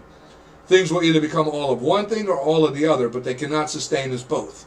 And this was what George Washington, in his great wisdom, understood, which at the earlier times, Thomas Jefferson really didn't have the wisdom of understanding and the dangers of establishing any kind of political party. But, you know, if you're reading letters between Washington and Thomas Jefferson in that time, of which I'm still waiting for the archives to get back to me about finding the letters I remember reading when I was younger, that was written to Thomas Jefferson in reply to Washington, that he had no reason of concern because he said that in the drafting of the Constitution they secured a Republican form of government in Article 4, Section 4, which we just went over, and Thomas Jefferson was trying to secure Washington that no other political fascist party could establish because the Constitution didn't consent to it. Obviously, he was wrong, right, as we progress forward. See, that's what I'm talking about, where he had knowledge but lacked in wisdom, and he didn't respect the wisdom of George Washington. Had he, we might not be in the situation we're in today. Or maybe they would have drafted something to totally prevent the potential for any second party to establish in this nation that could have divided us. But anyway, so again, we look at the Democratic, I'm putting this up so you can see, Democratic Republican Party facts for kids. The one fact and the only fact that anybody in America needs to know or teach their kids about the Democratic Republican Party is it did not exist in that time that they say. That the Democratic Republican Party is a now modern term used to try to depict that of the ancestry of where parties today that exist now grew out of. But in the time of when they're saying, like they say here, the Democratic Party was founded by Thomas Jefferson and James Madison, that's a lie. That's a lie. That's a total lie, and I'll challenge any historian right now, and I'll challenge anybody. You show me any presenting of evidence of fact that shows anything of written proof or whatsoever, anything in history that mentions the words of a Democratic Republican Party as a founding by Thomas Jefferson and James Madison. Never, it doesn't happen, it doesn't exist. You have nothing because it's a goddamn lie. It's a right-out lie. Thomas Jefferson and James Madison founded only the Republican Party. There was no Democratic Party establishment at that time. The only thing at that time that existed was a Federalist Party, a Whigs Party, and that of the Tories parties. Okay? There was no Democratic Party ever even mentioned in that time. Whoever is putting out this propaganda, which it is the Democratic Party today, trying to associate themselves with the founding principles and values of the establishment of this country, which did not exist, are liars. This is a lie. So I just want anybody to know, if your kids come home from school with this propagated lie, you make sure your kids know the truth. And you have them carry that truth to any teacher teaching this. And any teacher who teaches this history and these things, you are a treasonous, no-good scumbag traitor to this country, and you're a goddamn disgrace to humanity for not taking the time to do your own due diligence to understand the truth of what you're teaching. You're teaching propagated lies that are being peddled off by the Democrats as truth, of which the facts prove are lies. And you as a teacher entrusted with our children should take the time and have the humanity in you and the decency and the honor in you to make sure that you teach our children the truth, not these propagated lies. But with that said, let's move forward. Okay, now as we go forward, most people, they tried to, the Democrats, to depict Hamilton as not being a slave owner and say that he was the true method of this and that, because he eventually does get mentioned by them as being somebody who would set the groundwork for the coming of what would be the Democratic Party. But evidence of fact shows that Hamilton, as a Tory, he hid his slave ownership very well and his association with his wife's family, who owned a lot of slaves, in his favor for that, because he was a defender of the Tories. And the Tories were the ones who didn't want slavery abolished in this nation because they were the majority of the slaveholders. Okay? They obtained a massive amount, and they held a massive amount for the first 93 years of this nation going forward. And these are just the facts. When we get up to the first 94 years of this nation, they were the ones who were pro-slavery. They were totally against the Constitution. They were against the forming of the federal government and the Constitution. They were against the people having independence and their own say as a self-governing people because they want to adhere to that, and they stayed the whole time. They remained loyal, as you're going to see, to Great Britain. The Tories never broke their allegiance with Great Britain. Never. And as we move forward, though, and we progress, we find out that right here, like there's an article, too, that's actually presented by that of a Democrat. It says Alexander Hamilton would be a right-leaning Democrat if alive today, historians say. The Democrats agree with that because that was his base. And this is where they come up with this idea of Democratic-Republican Party. They take today as in a sense of trying to, but that time there he was a Tory. He was a Whig, and he hid under, he was a truly though a Tory when you look back and you realize. He was what Democrats are like a rhino, which we're going to get in the future to understand what a rhino is. He was playing the role, as all the Tories did, trying to keep a position of where they could hold on to power in this country and not be dissolved. And eventually you'll see there was an attempt to get rid of this divisive party, which is the thorn in America's side from stopping us from reaching our goal, and it still is this very day. And that's why it's important to understand this history. The things we're talking about right now still exist this day, and on the very foundation and cause of the very thing that divides us this day and causes all the civil upset that we're facing in our country right now, in this very day. So these things, it's history repeating itself, and when you realize the tie to these things, and you realize we could get rid of all the issues we face today if we were to put things as they were originally meant to be, and we face the truth and the reality of who the enemy within is. But we're going to progress forward and see. A history of Republican Party, the national story. This right here goes in to tell you about, like here it says, contrary to conventional wisdom, which states that the modern Republican Party was created on the 6th of July, 1854, the state convention held on that day in Jackson, Michigan, as well as the informal gathering day before Ripon, Wisconsin, signaled the rebirth of the Republican Party first created by Thomas Jefferson in 1792. You see, the party often referred to by historians as the Democratic Republican Party, since both terms were frequently used and interchanged by contemporaries, but known popularly as the Republican Party, opposed the Federalist Party. You see, these are the things I'm saying. Now, this article has a lot of truth in it. I'll include this so you can get a good basic understanding. Do your own diligence. The only thing that matters is the truth, because the only thing real is the truth. Okay? And we have to, the Democrats have this motto now, they're indoctrinating our posterity to just believe the truth over the facts. They choose truth over facts. The Democrats are peddling lies to these kids of our posterity as what they want them to believe is the truth. And the reason they're telling them not to listen to the facts or pay attention to the facts is because they know if they go and they look into the facts, they're going to find out the Democrats are lying to them. And that's a fact. Okay? But we look here. This right here, too, is another great example to show you. This was Thomas Jefferson's campaign poster with him and Clinton during the 1804 election. As you can see in this image in here, Republicans, turn out, and save your country from the ruin. Right? And in here he says, from the emperor, from a king, from the iron grasp of British Tory factions, an unprincipled bandido of the British speculators, the hiring tools and the mercenaries of His Majesty King George, have thronged our city and diffused the position of principles among us. Down with the Tories, down with the British fascists. See? It's pretty clear. Where Thomas Jefferson, James Madison, our founding fathers stood, they were Republicans. And as you can see right here in the header, it doesn't say Democratic Republican, it says Republicans. Okay, and that's the facts, people. And this was in 1804, in the 1804 election with Jefferson and Clinton. So understand, what I'm telling you is a fact, the truth, and like I say, I'll challenge any historian. Because, yeah, you did have the words Democrat mentioned in there, but you can't find that in our Constitution, Declaration of Independence, or any founding documents of establishment to the United States of America. You know, you'll find it mentioned in the Federalist letters, democracies and democratic states, and you'll also find, if you thoroughly read the Federalist letters, by that of the foundings of the United States of America, that they only mentioned those things as what they would make clear to the American people we don't want any association with. Okay, and that's the facts of history. That's the facts of truth by the facts, not the fallacy of lies you want people to believe is the truth. Okay, that's the facts. And I'll include a link to this so people can see this as well. Do your due diligence, people. But here's where we get the Democratic Party. The Democratic Party would be founded January 8th in 1828. Okay, it's right over here. You'll see in the left part here. You can pull this up. It's on Wikipedia. Okay, this is where the Democratic Party is. Now, who founded the Democratic Party is what you got to know that's important. You see, all the way up until this point, the Tories were a civil thorn. There was constant war going on, civil battling. Thousands of Americans over the 93 period are near close to 70 years, 60-something years up to this point here of 1828 where they formed the Democratic Party.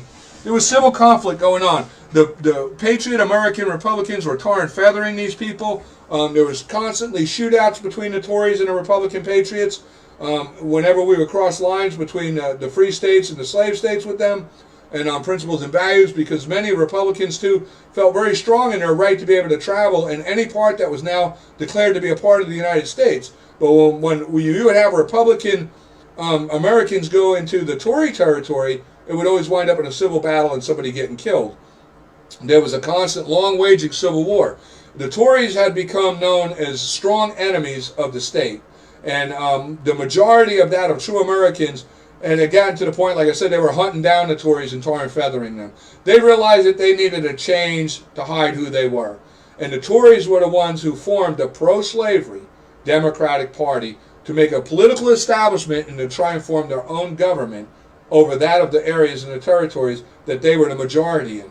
And the Democratic establishment is a majority rule party establishment of a long establishment of that of the totalitarian dictators of humanity throughout world history. The Democratic Party system of a democracy, of a democratic democracy, is that of which totalitarian dictators rule under, that of supreme rulers like communism, socialism, and totalitarianism. These forms of national world governments, of which we studied and wanted nothing to do with in this country, are the ones who are under the democratic democracies in this world, and still are to this day, and were in that time, and have been for all of human history. They are the enemies of the world, these self-proclaimed elitist scumbags of the democratic democracies. And the Democratic Party would be an oppositional party to that of the Constitution of the United States of America's Republican Party. They would form this party in an attempt to seize control of the territories they controlled, and also keep slavery legal, and also try to push for the right to expand slavery even into that of the free states, without having to have threat of that their rights might be infringed upon, and the state that of a free state demand that they let the black Americans or the Irish indentured or whoever they were holding as slaves free in that state. And they wanted to have the right to, if they came into a free state and their slave ran, to have him given back as a slave. Of which, if a slave went into a free state and ran and got away, most of the Republicans would help him hide and establish a life as a free man. So this was what was going on, and the Tories didn't like it. They formed the Democratic Party, pro-slavery party, in an attempt to try and defend themselves in their right with slavery, and also as a government, and where eventually, of what we knew, if you look at history, there's documented evidence that the whole intent and move of this was to eventually divide the nation and go into a true civil war, and where they would try to overthrow the constitutional republic of the United States of America, which eventually we see happen about 33 years later with the Civil War of 1861. But now we're going to progress forward to that, the Civil War. From the time of the Democratic Party forward, the Democrats had moved in to try and propagate that of northern states.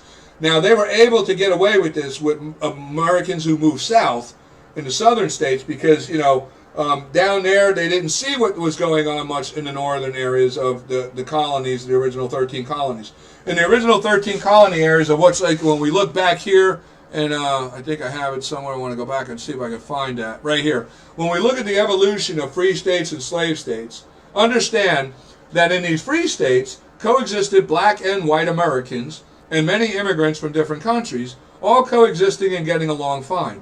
All of this area you see turning blue by the time of 1861, where we're at now, is shown right here in this map. Everybody was getting along fine. This area down here in the red was the only area where slavery was still permitted or allowed and condoned. So now, in the free blacks and the free immigrants of the Irish and the Scottish, who many were slaves, they came here because they were fleeing slavery, they were now able to coexist freely up in those areas.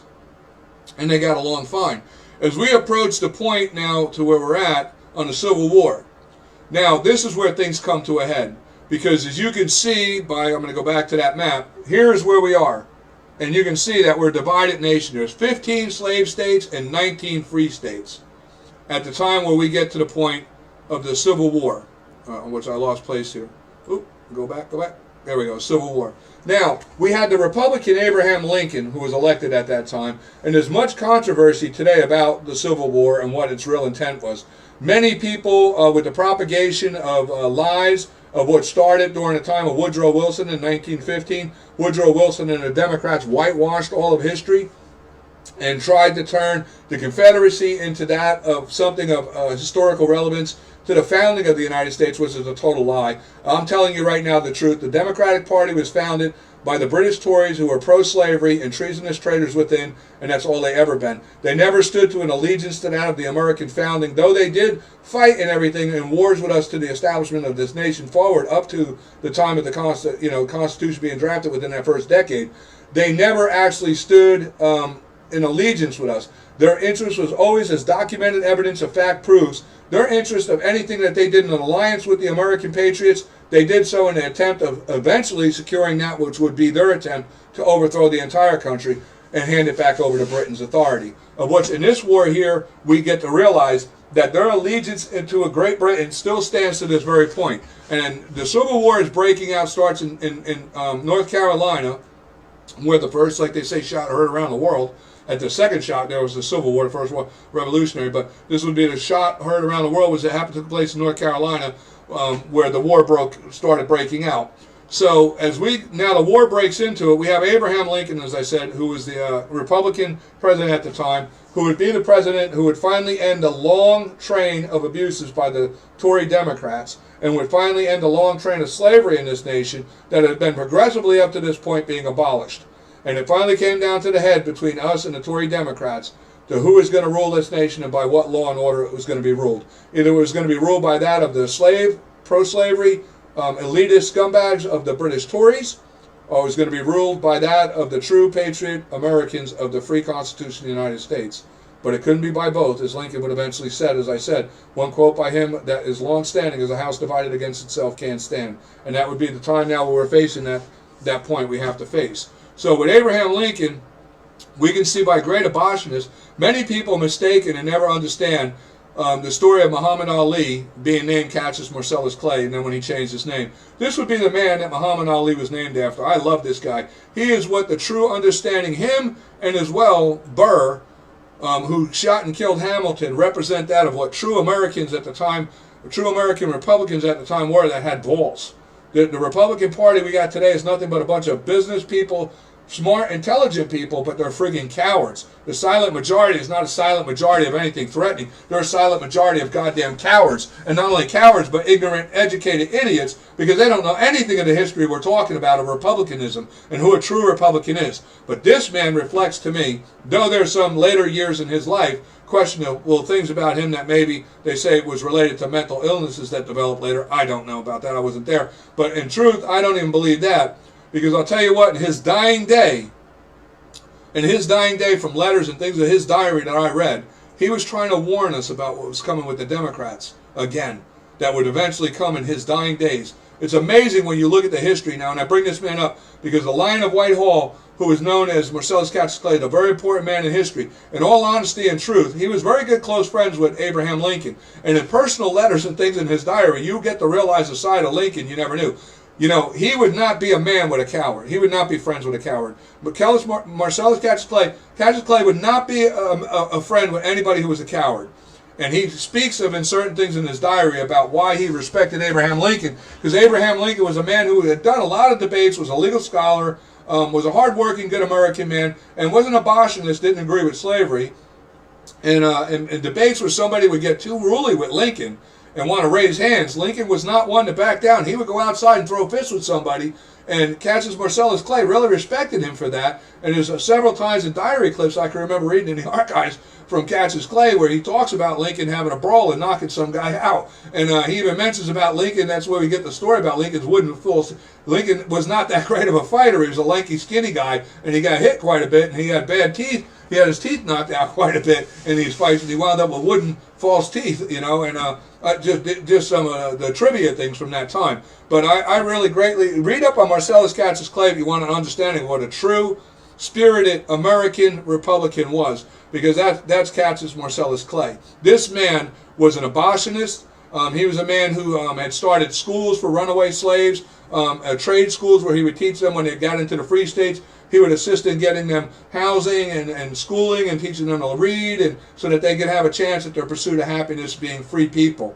He was a great man, and this was why who is known as Muhammad Ali's parents named Muhammad Ali after Cassius Marcellus Clay, a great Kentuckian politician and abolitionist in his time, who was one of Lincoln's best friends.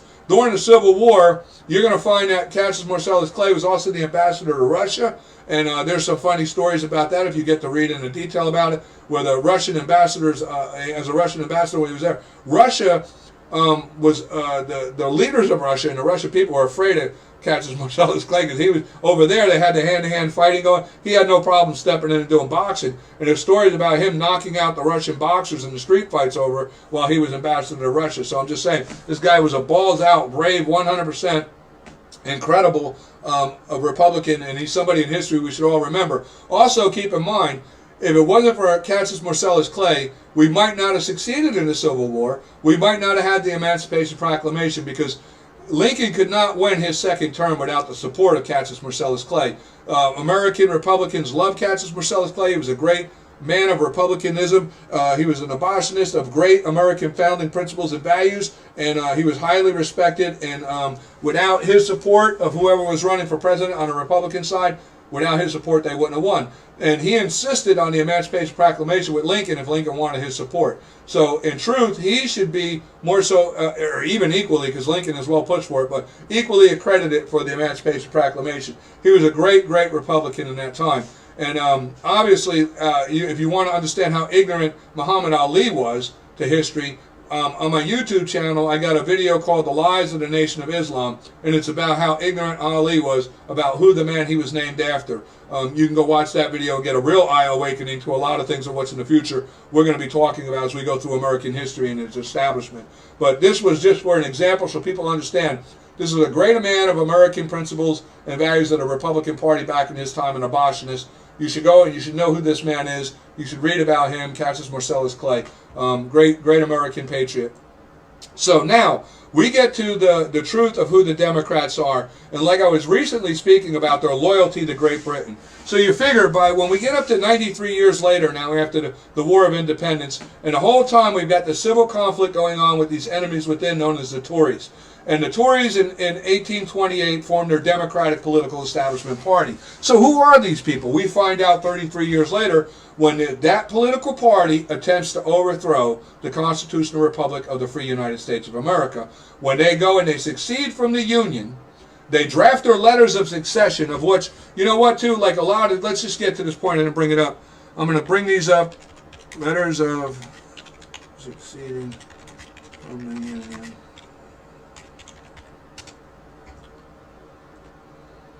Right here. Declaration clauses, this way here we can resolve some other issues that people like to say with the fallacy and the lies of the Democrats. Many of the Democrats like to say that when they succeeded from the Union, it was over economical reasons. It was over other things. Everything to avoid to try and put the truth of the fact that they were the pro-slavery Democratic Party and the true thorn in the side of resistance to abolishing slavery in this nation since this nation was founded. Like I said prior, we know that Vermont was the first state to end slavery and abolish it, and then also, and then to a lot of ignorant people don't understand, that abolishment didn't only apply to that of black people. It applied to the abolishment of slavery of Irish and Scottish and English slaves as well, okay?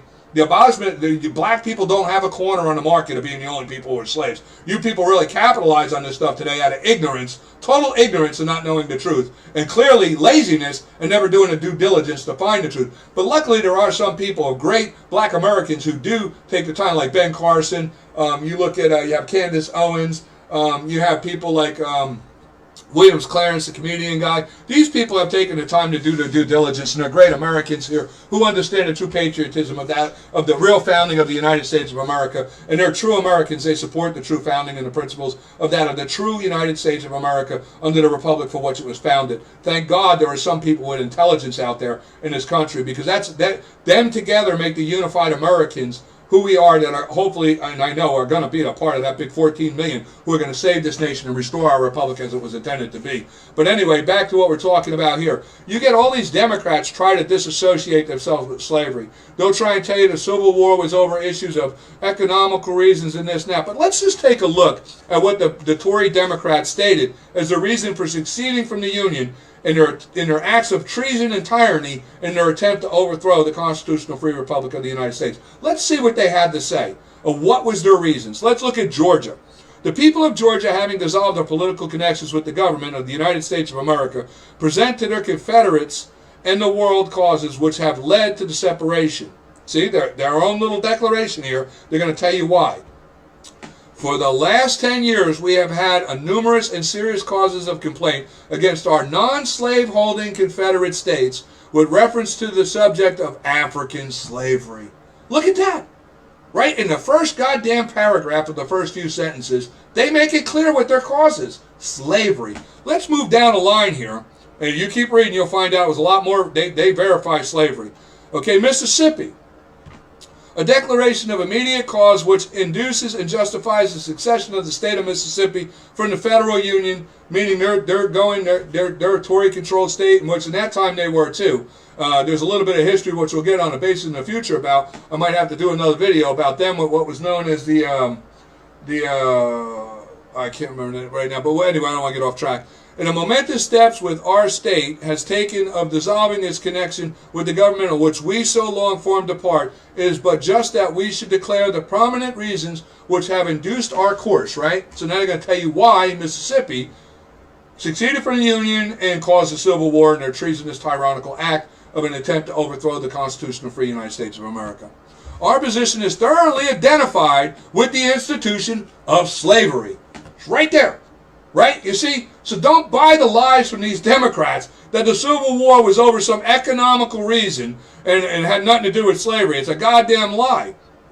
Texas. The Declaration of Causes which compelled the state of Texas to secede from the federal union. The government of the United States by certain joint resolution bearing on the first day of March of the year. Okay, but the people of Texas by Deputies Convention assembled on the 4th.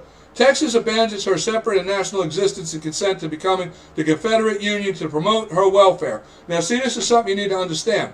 Texas was manipulated by that of the Tories into this. And in truth, Texas would have been one of the states that didn't do it on the basis of that. Because in that time, you have to understand that time was a different time. Texas was led to believe that the United States federal centralized established government was attacking the southern states and districts. Texas at one time was its own country. And then it joined the states. And then it was believing that there was some kind of an act. They were lied to. And as you see the progression we move forward, Texas was one of the first states that rescind out of the Confederacy. And the war would break down and lead to the victory of the United States of America upon lies by the Democrats being eventually disclosed through things, through their generals even. Many of the generals who fought were fighting under false pretense that they didn't understand. But we go forward here. You can see in Virginia, slavery was mentioned. I mean, there's so many that you'll see. I'll include links to this, so you go and you look it up yourself. Not to mention another thing I didn't bring up yet. The Constitution, you know, the Democrats, this is the first time in the Civil War in the United States that there existed 2 presidents, 2 vice presidents, 2 constitutions, 2 standing armies, okay, and 2 declarations. The declarations by the Confederacy of the Democratic Party's Confederate slave states was for slavery. And we know the Declaration of the United States of America was on the declaration of that all men were created equal. It's pretty self-evident to where it stands. But also in the Constitution that the Confederate slave states of the Democratic Party had formed, they have a Constitution. They made it a constitutional right to own black people as a slave. And like we have an infringible Second Amendment right, they made the right to slavery an infringible right that would have been, had the Democratic Confederate slave states and the Democratic Party won the Civil War, America would be a slave nation and that law would be uninfringible had the Democrats won. They would have made it a national, uninfringible constitutional law. Rather than just say that, I'll just pull up the Confederate Constitution and we'll see if what I'm saying is true, which I know it is. Confederate Constitution, here we go. And let's see if we can find it. Here it is right here. Okay, so we have here, I'm just gonna search this out because I know it's in here. There we go. Right here. It's in and right here, so you know. This is under Section 8 or Section 9, I'm sorry, Section 9 right here. Section 9I. The importation of Negroes of the African, no, that's not the one I'm looking for. Okay, right here it is. Section 9(4), right here is where we're looking at. No bill of attainder, ex post facto law, a law denying or impairing the right of property of Negro slaves shall be passed. This is what the Democratic Party's Confederate Slave State Constitution made it a constitutional right that you could not infringe the right to own Negro slaves. Had they won the war, they would have been a slave nation with that constitutionally protected right. And not only there, we're going to go down because there's one other part here, right here. The Confederate States may acquire new territory, and Congress shall have the power to legislate and provide government for the inhabitants of the territory belonging to the Confederate States. See, they assumed they would win this war, and we would no longer be the Constitutional Republic of the United States. We would be now the Republic, or we would be the Confederate slave states, is what we would have been. But here's the point where I'm putting right here. To form states to be admitted into the Confederacy. In all such territories, the institution of slavery, as it is now exists in the Confederate States. Notice here they make it clear in the Confederate States, not in the constitutional free United States. This is something in black history you won't see. But in the facts of the history of truth, it shows. The United States of America had nothing to do with slavery.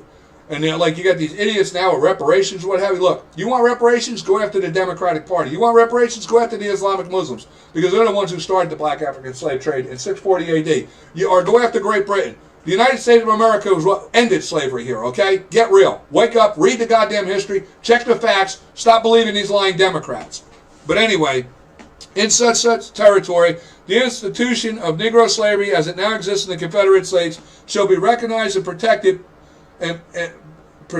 by Congress and by the territorial government. You see this? It was an infringible right that would be protected, and then they even have in here about if you're born a Negro, you're born a slave. I mean, this is, people got to wake up and understand the truth of these things. I wouldn't lie to you. These are the facts that exist. So we're up to the point here where we're at with here. Now, I want to show you here, we're going to go into who were the Democrats. Who were they, and why do I associate? Because I get people say, well, why do you associate the Democratic Party with the Tories? I'm going to explain to you why.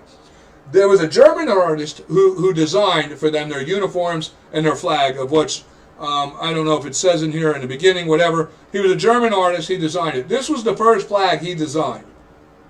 Was known as the Confederate States of America flag, was the stars and bars. Now this flag didn't have a very long life, and the reason why it was because the Tories of the Democratic Party did not like it. It looked too much to them like the American flag, and they didn't want nothing like the American flag. Letters between this German artist, let me see, they say something here. I should be able to find it by a search.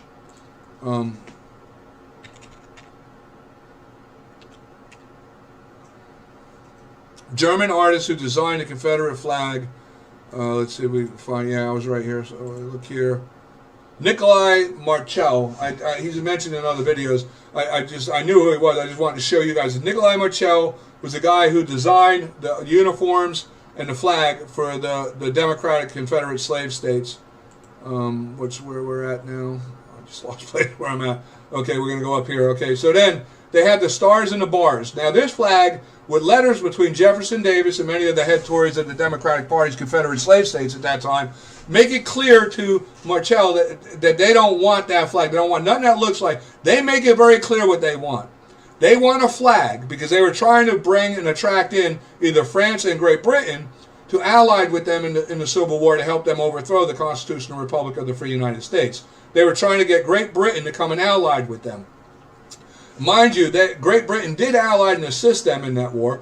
Britain provided to them ships, ammunitions, gunpowder, and as well, off the coast of what was then at that time even still owned by Spain, Florida, the Islamic Muslims were coming in, and the Confederate ships were meeting the Muslims out there, getting from them guns and ammunition and gunpowder. Because the Islamic Muslims took a big interest in seeing that the Confederate Democratic Party's Confederate slave states would win because their interest in slave trade. Matter of fact, there's things that exist that show the evidence that Jefferson Davis, as well as many of the wealthy of those of the Democratic Party's Tory Democrats in the slave states, had made already big investments in plans to be buying shiploads of the slaves from the Islamic Muslims. Of what, so they, on that point, they did have an economical risk at stake because they had invested already like big prepayments expecting they were going to win this war to have shiploads of slaves brought in to send out to all the free slaves to inhabit them with slave trade. So understand that this is the facts of history, people. But after that, they made it clear they wanted a flag that sent a signal to Great Britain that their allegiance as the Tories still stood with Great Britain.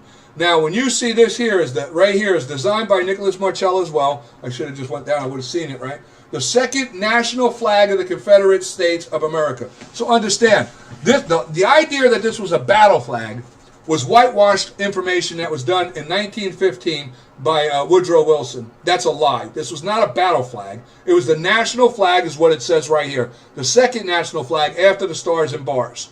This was the form of the Stars and Bars. It got rejected by them, and then they wanted this here was the national flag, and then there was other designs of the flags. And the reason why you find this national flag and these flags, what they represent. You see these flags right here. That X is not an X. It's a sideways cross. It's the cross of St. Andrews. It's the loyalty flag that was to Scotland. It was the loyalty flag to Great Scotland's royal families. Of those are the Tories. That's what that is. The blue cross. If you look it up, matter of fact, so I'm not going to have it where we'll just look up the cross of St. Andrew.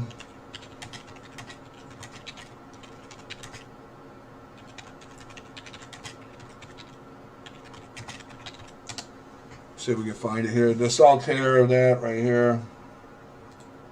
Okay, give you got kind of an idea. If we can find it here. I'm just trying to find out a little bit. Mind you, like I say, even with this thing, all that I'm speaking out comes out of memory. I just get a lineup of what I want to have. So when things like this, I got to ad lib it. I got to find what I'm trying to look for to make my point. So just give me a minute here. Let me see if I can find what I'm looking for. Right here. You see how they have it right here?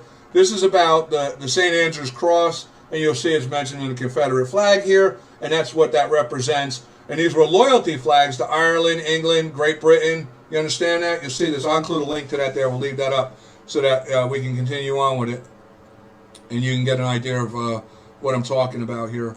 And as we progress, too, you're going to get the understanding that. So this flag, like they had the cross of St. Andrews in the red background, represents that of the loyalty flag of Ireland to Great Britain. So the message they were trying to send to Great Britain was that they were truly 100% still the aligned Tories with them, and they were hoping that Great Britain would ally with them. But thanks to this guy, Marcellus Cassius Clay, of which we go back here, he was ambassador to Russia.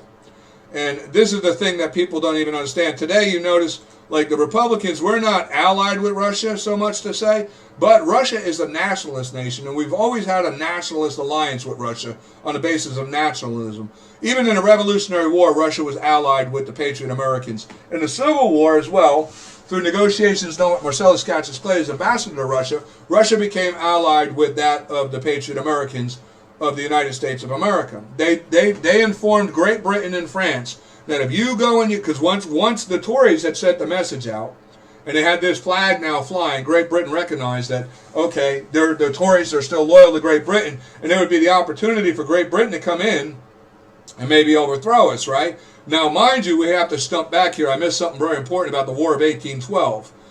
Actually, at this point, we missed a lot of things we're going to have to go back onto about, like the War of 1801 with the Islamic Muslims and the War of 1815 again with the Islamic Muslims. But I just want to get to the point of where we're at today for this history. We'll touch on those things as we progress forward, as those things become effective to our nation. So we're going to have to retract back on those things as we go forward to where we're at now. I just want to get to the points I'm at now for where we're at. The Democratic Party wanted to send off a message clearly stating to Great Britain that they were still the alliance with them as the Tories. Russia, through the negotiations with Marcellus Cassius Clay, informed Great Britain and France that if you allied with the Confederate slave states of the Democrats, that they were going to ally with the Republicans of the free United States of America. So, and Great Britain at that time, as well as France, realized the alliance between Russia and America, they could never win that war. So they just stayed out of it in a way, but they did still consist to aid and assist the Democrats and the Confederate slave states. And as we know to this day, that they are still allied with that of the Muslims who allied at them off of the coast of Spain and Florida, and as well with the United Kingdom, who allied at them by giving them ships and providing them with gunpowder and guns and munitions to fight the war.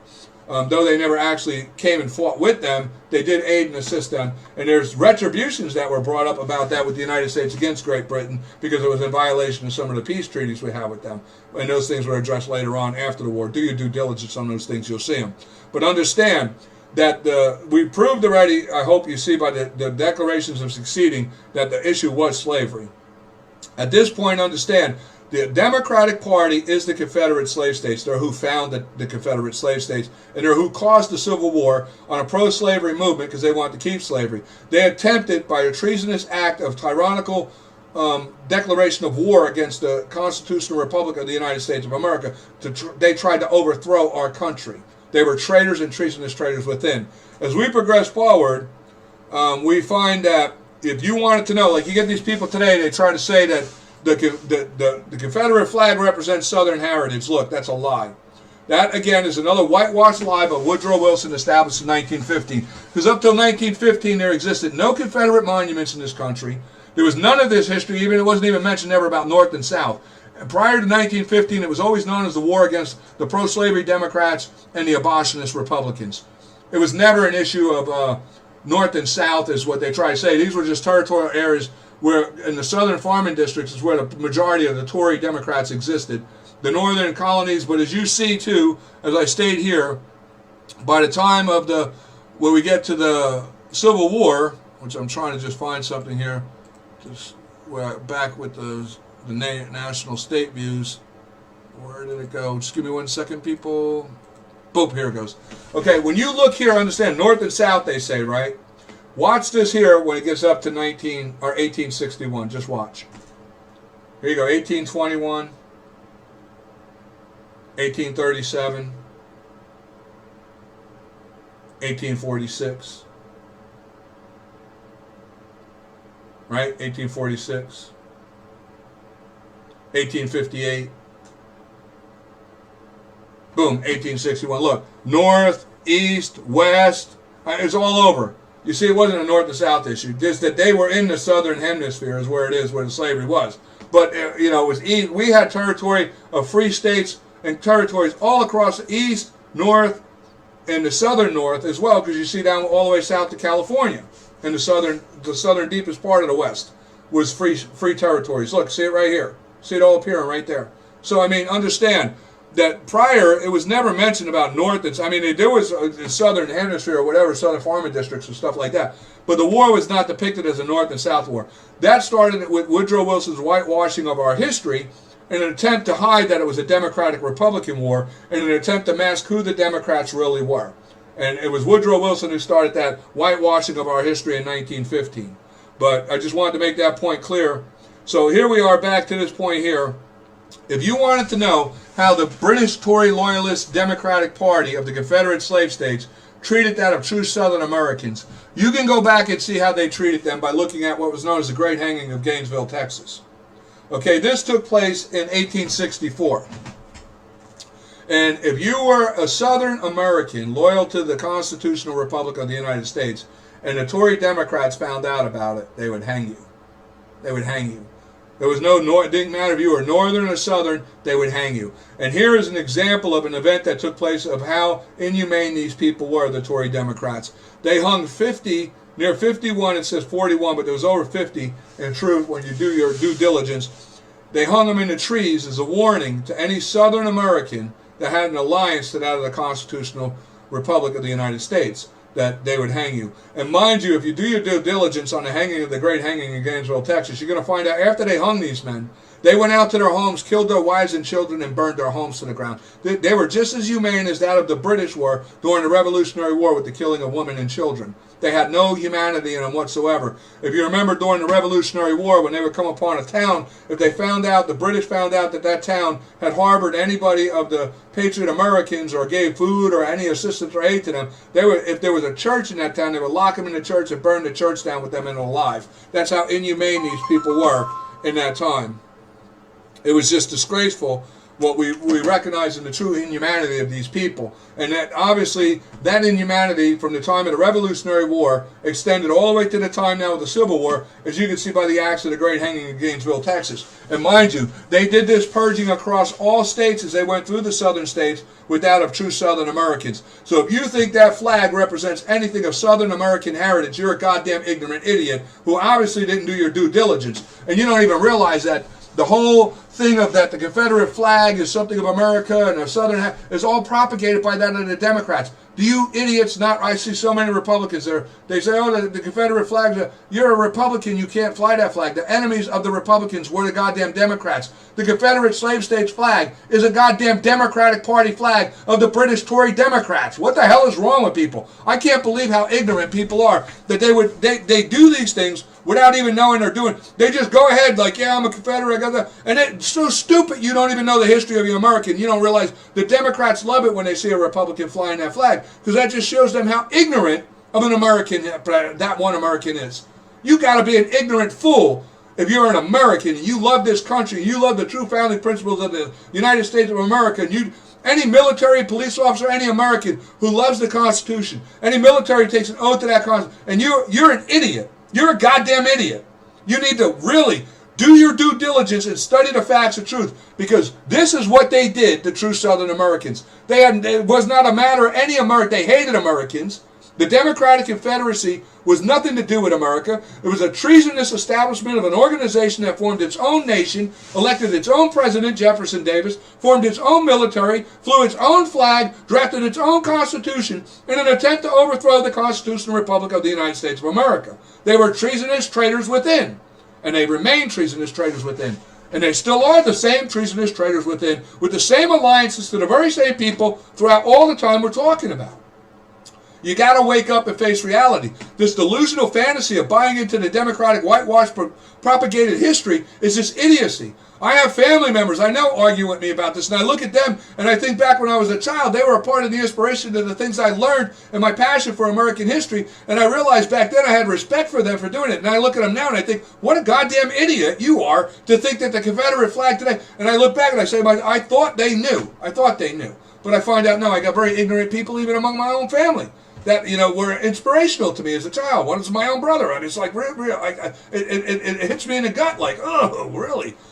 Just crazy. But anyway, like I say here, after the bloody 4 years of the battle with the Civil War, we come to the conclusion of the Civil War with Abraham Lincoln. Abraham Lincoln wanted to enact what we won the Civil War, and then he wanted to go ahead and move forward with the Reconstruction.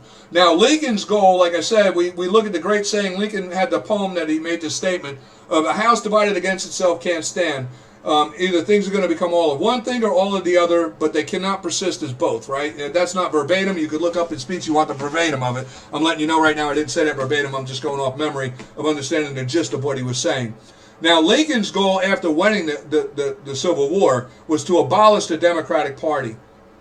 As we see here, he had, after 4 bloody years of conflict, the United States defeated the Confederate States. In the end, the states that were in rebellion were remitted from the Union, were remitted to the United States, and the institution of slavery was abolished nationwide. Okay, now as we move forward here, we're going to understand that Lincoln's goal in the Reconstruction, Lincoln's blueprint for Reconstruction included the 10% plan, okay, which specified that a southern state could be readmitted into the Union once 10% of its voters from the voter rolls for the election of the 1860 swore an oath of allegiance to the Union. Voters could then elect delegates to draft revised state constitutions and establish new state governments. All Southerners, except for high-ranking Confederate Army officers and government officials, would be granted a full pardon if they did this. You see, understand, he was abolishing the Democratic Party. And he was abolishing the Confederates. And now people say, oh no, he was abolishing the Confederacy. The Confederacy was founded under the Democratic Pro-Slavery Party. They were the head government of that. That was the Democratic Party was the government of the Confederate slave states. Get freaking real. If you don't realize that by now, you're a freaking idiot. You're unhopeful. Just shut off my video. You don't get it. You're one of the people that we ain't never going to get it if you don't see what I'm saying right now. But they were the Democratic Party, and they were banned from ever holding any position in our government again, or holding a position in Congress or our Senate again. Their right to even vote in elections, Lincoln suspended it. Anybody who was in the Democratic states until they swore an allegiance to the United States of America's Republic of the Constitution of the United States, they wouldn't even be allowed to vote in this country. Okay? And now the sad part of it is he had the Reconstruction going. This was the idea is these things were being weighed between that of the true patriot Americans in that time and what they wanted. I'll include links to this so you can read the full thing so you can get it, because this video is getting really long, but it has to be this long, and understand, because the amount of history and important facts we have to cover, they need to be covered. Now, also with the Reconstruction was known as the Wade-Davis Bill. The Wade-Davis Bill was something being established as well, and it was unsuccessful in a sense. The Wade-Davis Bill was brought to Lincoln, and he pocket vetoed it, as they called it, because it didn't have strong enough language, he felt, to where he was ensured that the Democratic Party would be abolished. In his famous saying of that a nation divided against itself can't stand, Lincoln wanted to return America back to that of the true single-party system of a Republican form of government. He wanted the Democratic Party abolished. So he pocket vetoed the Wade Davis bill. And in the pocket veto, he gave instructions to Henry Davis as well on what he wanted in there that ensured that when we progress forward, the Democratic Party would be completely dissolved and no other political fascist parties would be allowed to rise in this nation. He wanted the Wade Davis bill to reflect this because it wasn't included in a lot of the Reconstruction laws yet, and this is why he pocket vetoed it. And there's letters of fact of this that represent this. Now, also, too, this is what leads up to what happens. There was suspect that possibly, one we knew, the vice president at the time, who was Andrew Johnson. Lincoln's biggest mistake was picking Andrew Johnson as the vice president. This guy was, in truth, a Tory Whig. And he played the Republican. He's the father of rhinos in this country. Andrew Johnson's the father of rhinos. And we know that more than likely he was present when these debates were taking place in the Wade Davis bill with Abraham Lincoln and the other members of the Republican Congress about what they were hoping to achieve. It's believed that possibly Andrew Johnson went back and told those who were still in the South what was going on. And this did. It stemmed off to a long train of people trying to assassinate Abraham Lincoln. They wanted to kill the man before this happened because they realized that if he got that amendment to the Wade Davis bill, or if that kind of language was written into that of the Reconstruction laws, well, they were screwed because they would be rejected by society of the entire United States. They would have no political platform or say about anything anymore, and eventually we wouldn't have to be worried about this. Had Lincoln succeeded on what he wanted to do, we wouldn't be in the situation of the divided nation we are today. But sadly, as we move forward, we find out the Democrats succeeded in their goal. They assassinated Abraham Lincoln. They killed him. And with that died the goal of establishing America back to a single form government under Republican institution only. And because what happened then was we had this scumbag, this no good treasonous scumbag, Andrew Johnson, who was Lincoln's vice president. Now Lincoln picked him because he had an alliance with that. He knew this guy was Democratic supporting, and he had hoped that this might quail and maybe bring some of the Democratic public to light. But understand, as we've seen from the great hanging of Gainesville, Texas, most of the Southern Republic people of citizenry did what they did in their position of standing with Democrats because they were in fear for their lives. They knew anybody who took an allegiance with the Constitutional Republic of the United States would get hung, killed, their wives and children dragged by horses. I mean, the shit that they did was inhumane when you read back in the papers about what they did to incite the fear. These people were nothing but terrorists, disgusting, treasonous, traitor, scumbag terrorists, the same as they are to this very day right now in this country. But this guy, he was a coward. He's the father of rhinos, of what's known as rhinos, Republican in name only. He was faced impeachment his entire time as vice president, and several times the threat of hanging by Republicans because his acts were so evident of treason. He went ahead and pardoned all the Confederate Democrats that were in prison. Lincoln was having most of the Democratic military men were imprisoned and being hung for treason against the Constitution of the United States of America. Jefferson Davis, president of the Democratic Party's Confederate slave states, himself was in prison. He wrote the book in there, too. That's another thing. If you read the book, you get a real understanding of that. It was not over what they talk about commerce, and that's where you also find, too, in his own book, he talks about the deals they were making with the Islamic Muslims about buying slaves and expanding slavery across the country. Incredible. These idiots get away with the propagation of the lies they tell, these Democrats, and try to whitewash the history and put themselves out of any association with slavery. It's just fascinating to me how gullible people are to not do their own diligence. Because even on the liberal web, you can see, as I'm showing you, you can find the truth. If you really care about the truth, you'll find it. You'll find it. I'm just giving you the breadcrumbs to go out there, do your own diligence, and find it. Know the truth, people. Democrat or Republican, whatever your position today, know the truth. And to any of the Democrats out there, listen, face the truth, okay? Because right now, political establishment of party, I'm going to tell you as a Republican, I'm a Republican to the true founding principle of the Republic of the United States of America. I stand on what our true values were, what we declared in our Declaration of Independence. That's what a true Republican is. The Republican Party that represents that of what is my political beliefs and ideology of the founding of this nation, they're a bunch of goddamn cowards. See, unlike you, I'll call people out. We have a coward administration of Republicans right now representing the Republican people, and just as ignorant as a goddamn rock is the majority of that of the Democratic Republican, and even that of many Republicans themselves, ignorant as a rock to the truth of the founding principles of our nation. These people don't know. They don't even know our Constitution. They're mostly disgraceful. The entire body of what we have in an entrusted government, from the federal level down to the local town level, are disgraceful for the majority in their knowledge and understanding of the history, the founding principles, and that of our Constitution in this country today. It's disgraceful. I can assure you, if Abraham Lincoln, George Washington, Marcellus Cassius Clay was alive today, they'd be shooting these goddamn people, dragging them out in the streets and hanging them because they're treasonous, no-good scumbags, all of them. They're just ignorant, fools, self-serving, only at their own interests, and just disgraceful examples of Americans in this country. You people, even the teachers in this country who teach this propagated lies, you're a disgrace to this country, any history teacher out there that's teaching these propagated lies, because you didn't take the time to do the due diligence to make sure you teach the posterity of this nation the truth. And you're going to soon find out the horrors of your errors, of your ignorance, and what it can cause in this country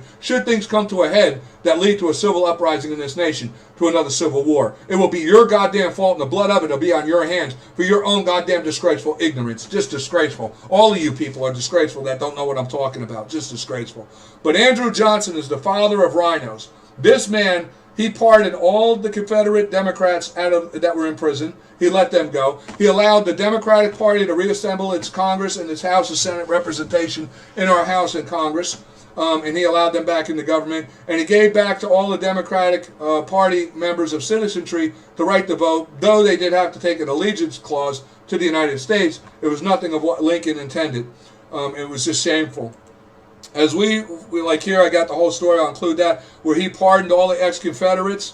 And then we move forward here. After the Civil War, the Democrats, of their normal, long-standing establishment as the Tory Democrats of terrorism, they did not end with their terrorism. They realized they lost the war, and now that they had the political establishment back in, they had to create the secret society of their Ku Klux Klan. The Ku Klux Klan was founded in 1865 by the Democrats and the Confederate members of the Democrats' military. They're the guys who founded it. As we move forward here, we see that it was founded right here on December 24th, 1865. A group of former Confederate soldiers established what would become the first chapter of the Ku Klux Klan. Now, this is important to understand here. RKKK in Pulaski, Tennessee, named after the Greek word kiklos, which means circle.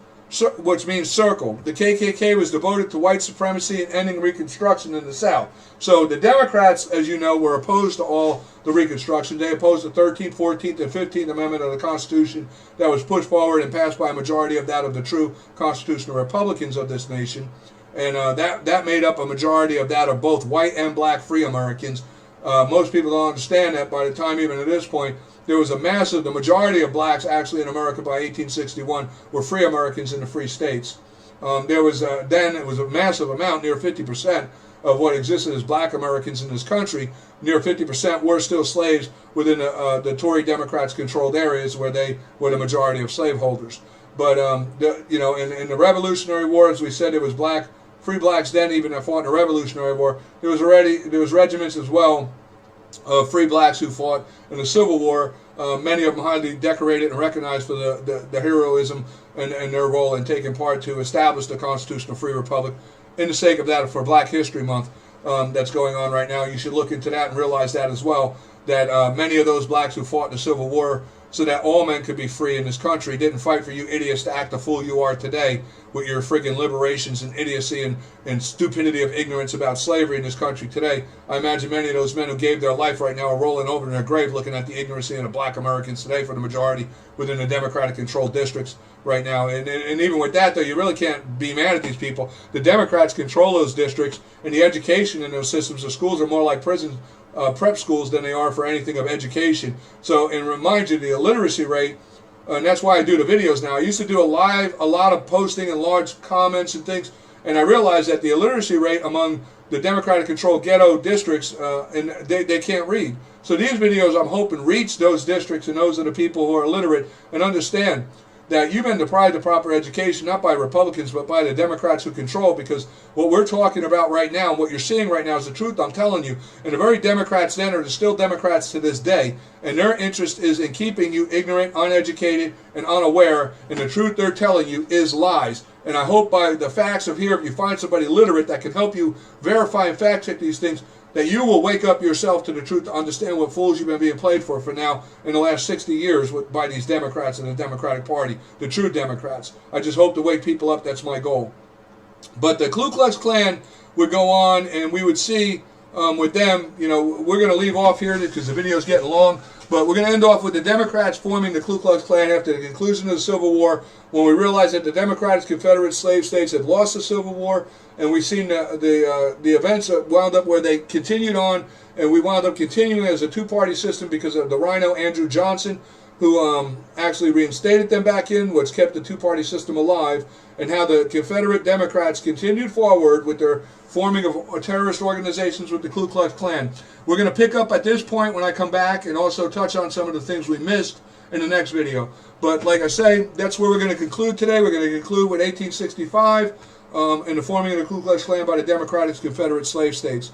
I hope everybody enjoyed the video up to this point, and that you followed up to this point, and I'll include in here, so everybody knows, we'll include in this links to all of the things I used as examples in making this video. Understand that Facebook doesn't give me the option of having all the multiple pages that I include in here that I use for examples. So what I do is I'll upload this video to my YouTube channel. That YouTube channel will automatically in the description include all the links to the web pages mentioned in the video, and then I'll post that back on my Facebook page. You can go into that link and you'll be able to find all the links to all the things we used at the top for examples, and do your own due diligence and research in understanding the truth and the history of your nation and who you are as a true American in this great free constitutional republic of the United States of America. God bless America. God bless the Republic. God bless every true American. And people, it's very important that we all understand these things, because I can tell you right now, the issues and the things we face right now in this country are coming to a head soon.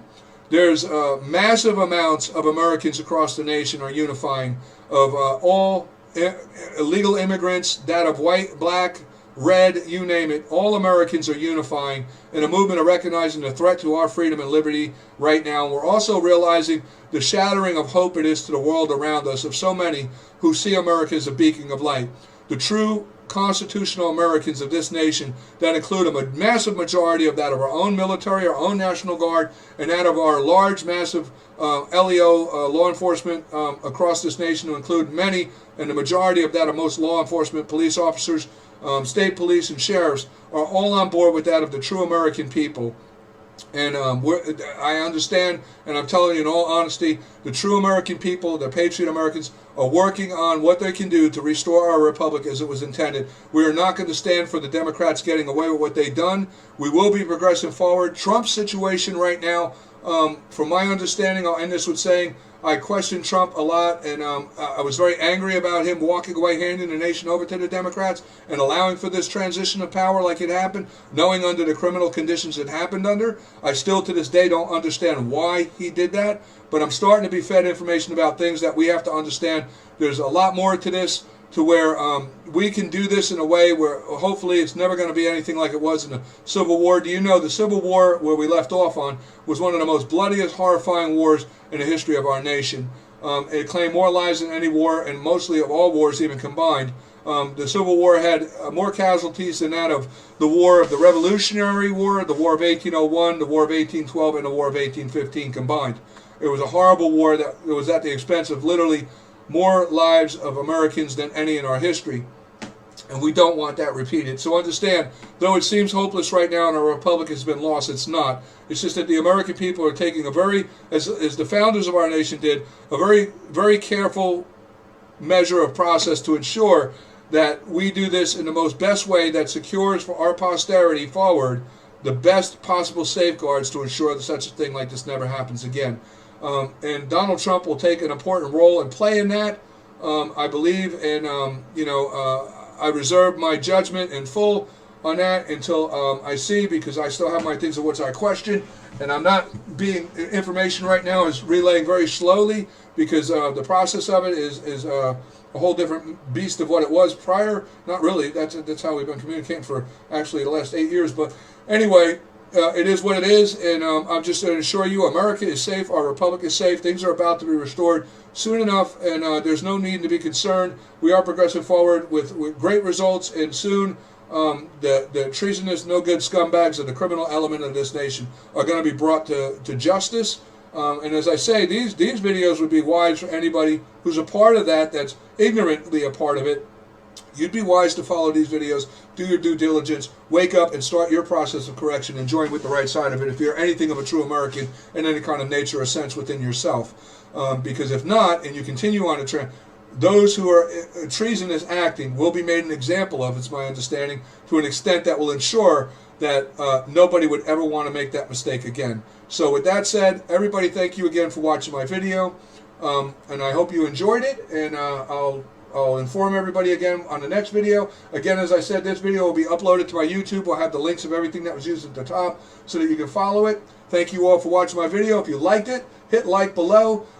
Leaving a comment ensures that this stays high ranked so other people increases the chance. I'm not looking for it to be viewed for my own attention or anything. I just want knowledge spread. I want the information and the truth of America and our American history and who we are as a people and our principles and values known to that of our American posterity. The longer and the stronger this video is put out there and the more it's ranked, the better the chances are that our American posterity, that of our American children, will see it, learn from it, indulge in their history of it, and embrace it, and find in themselves the true American values and principles of who they are as the American people. God bless America. God bless our Republic. God bless every true American. I'll see you next time when I make my next video. Thank you to all who watched it to the end. God bless you.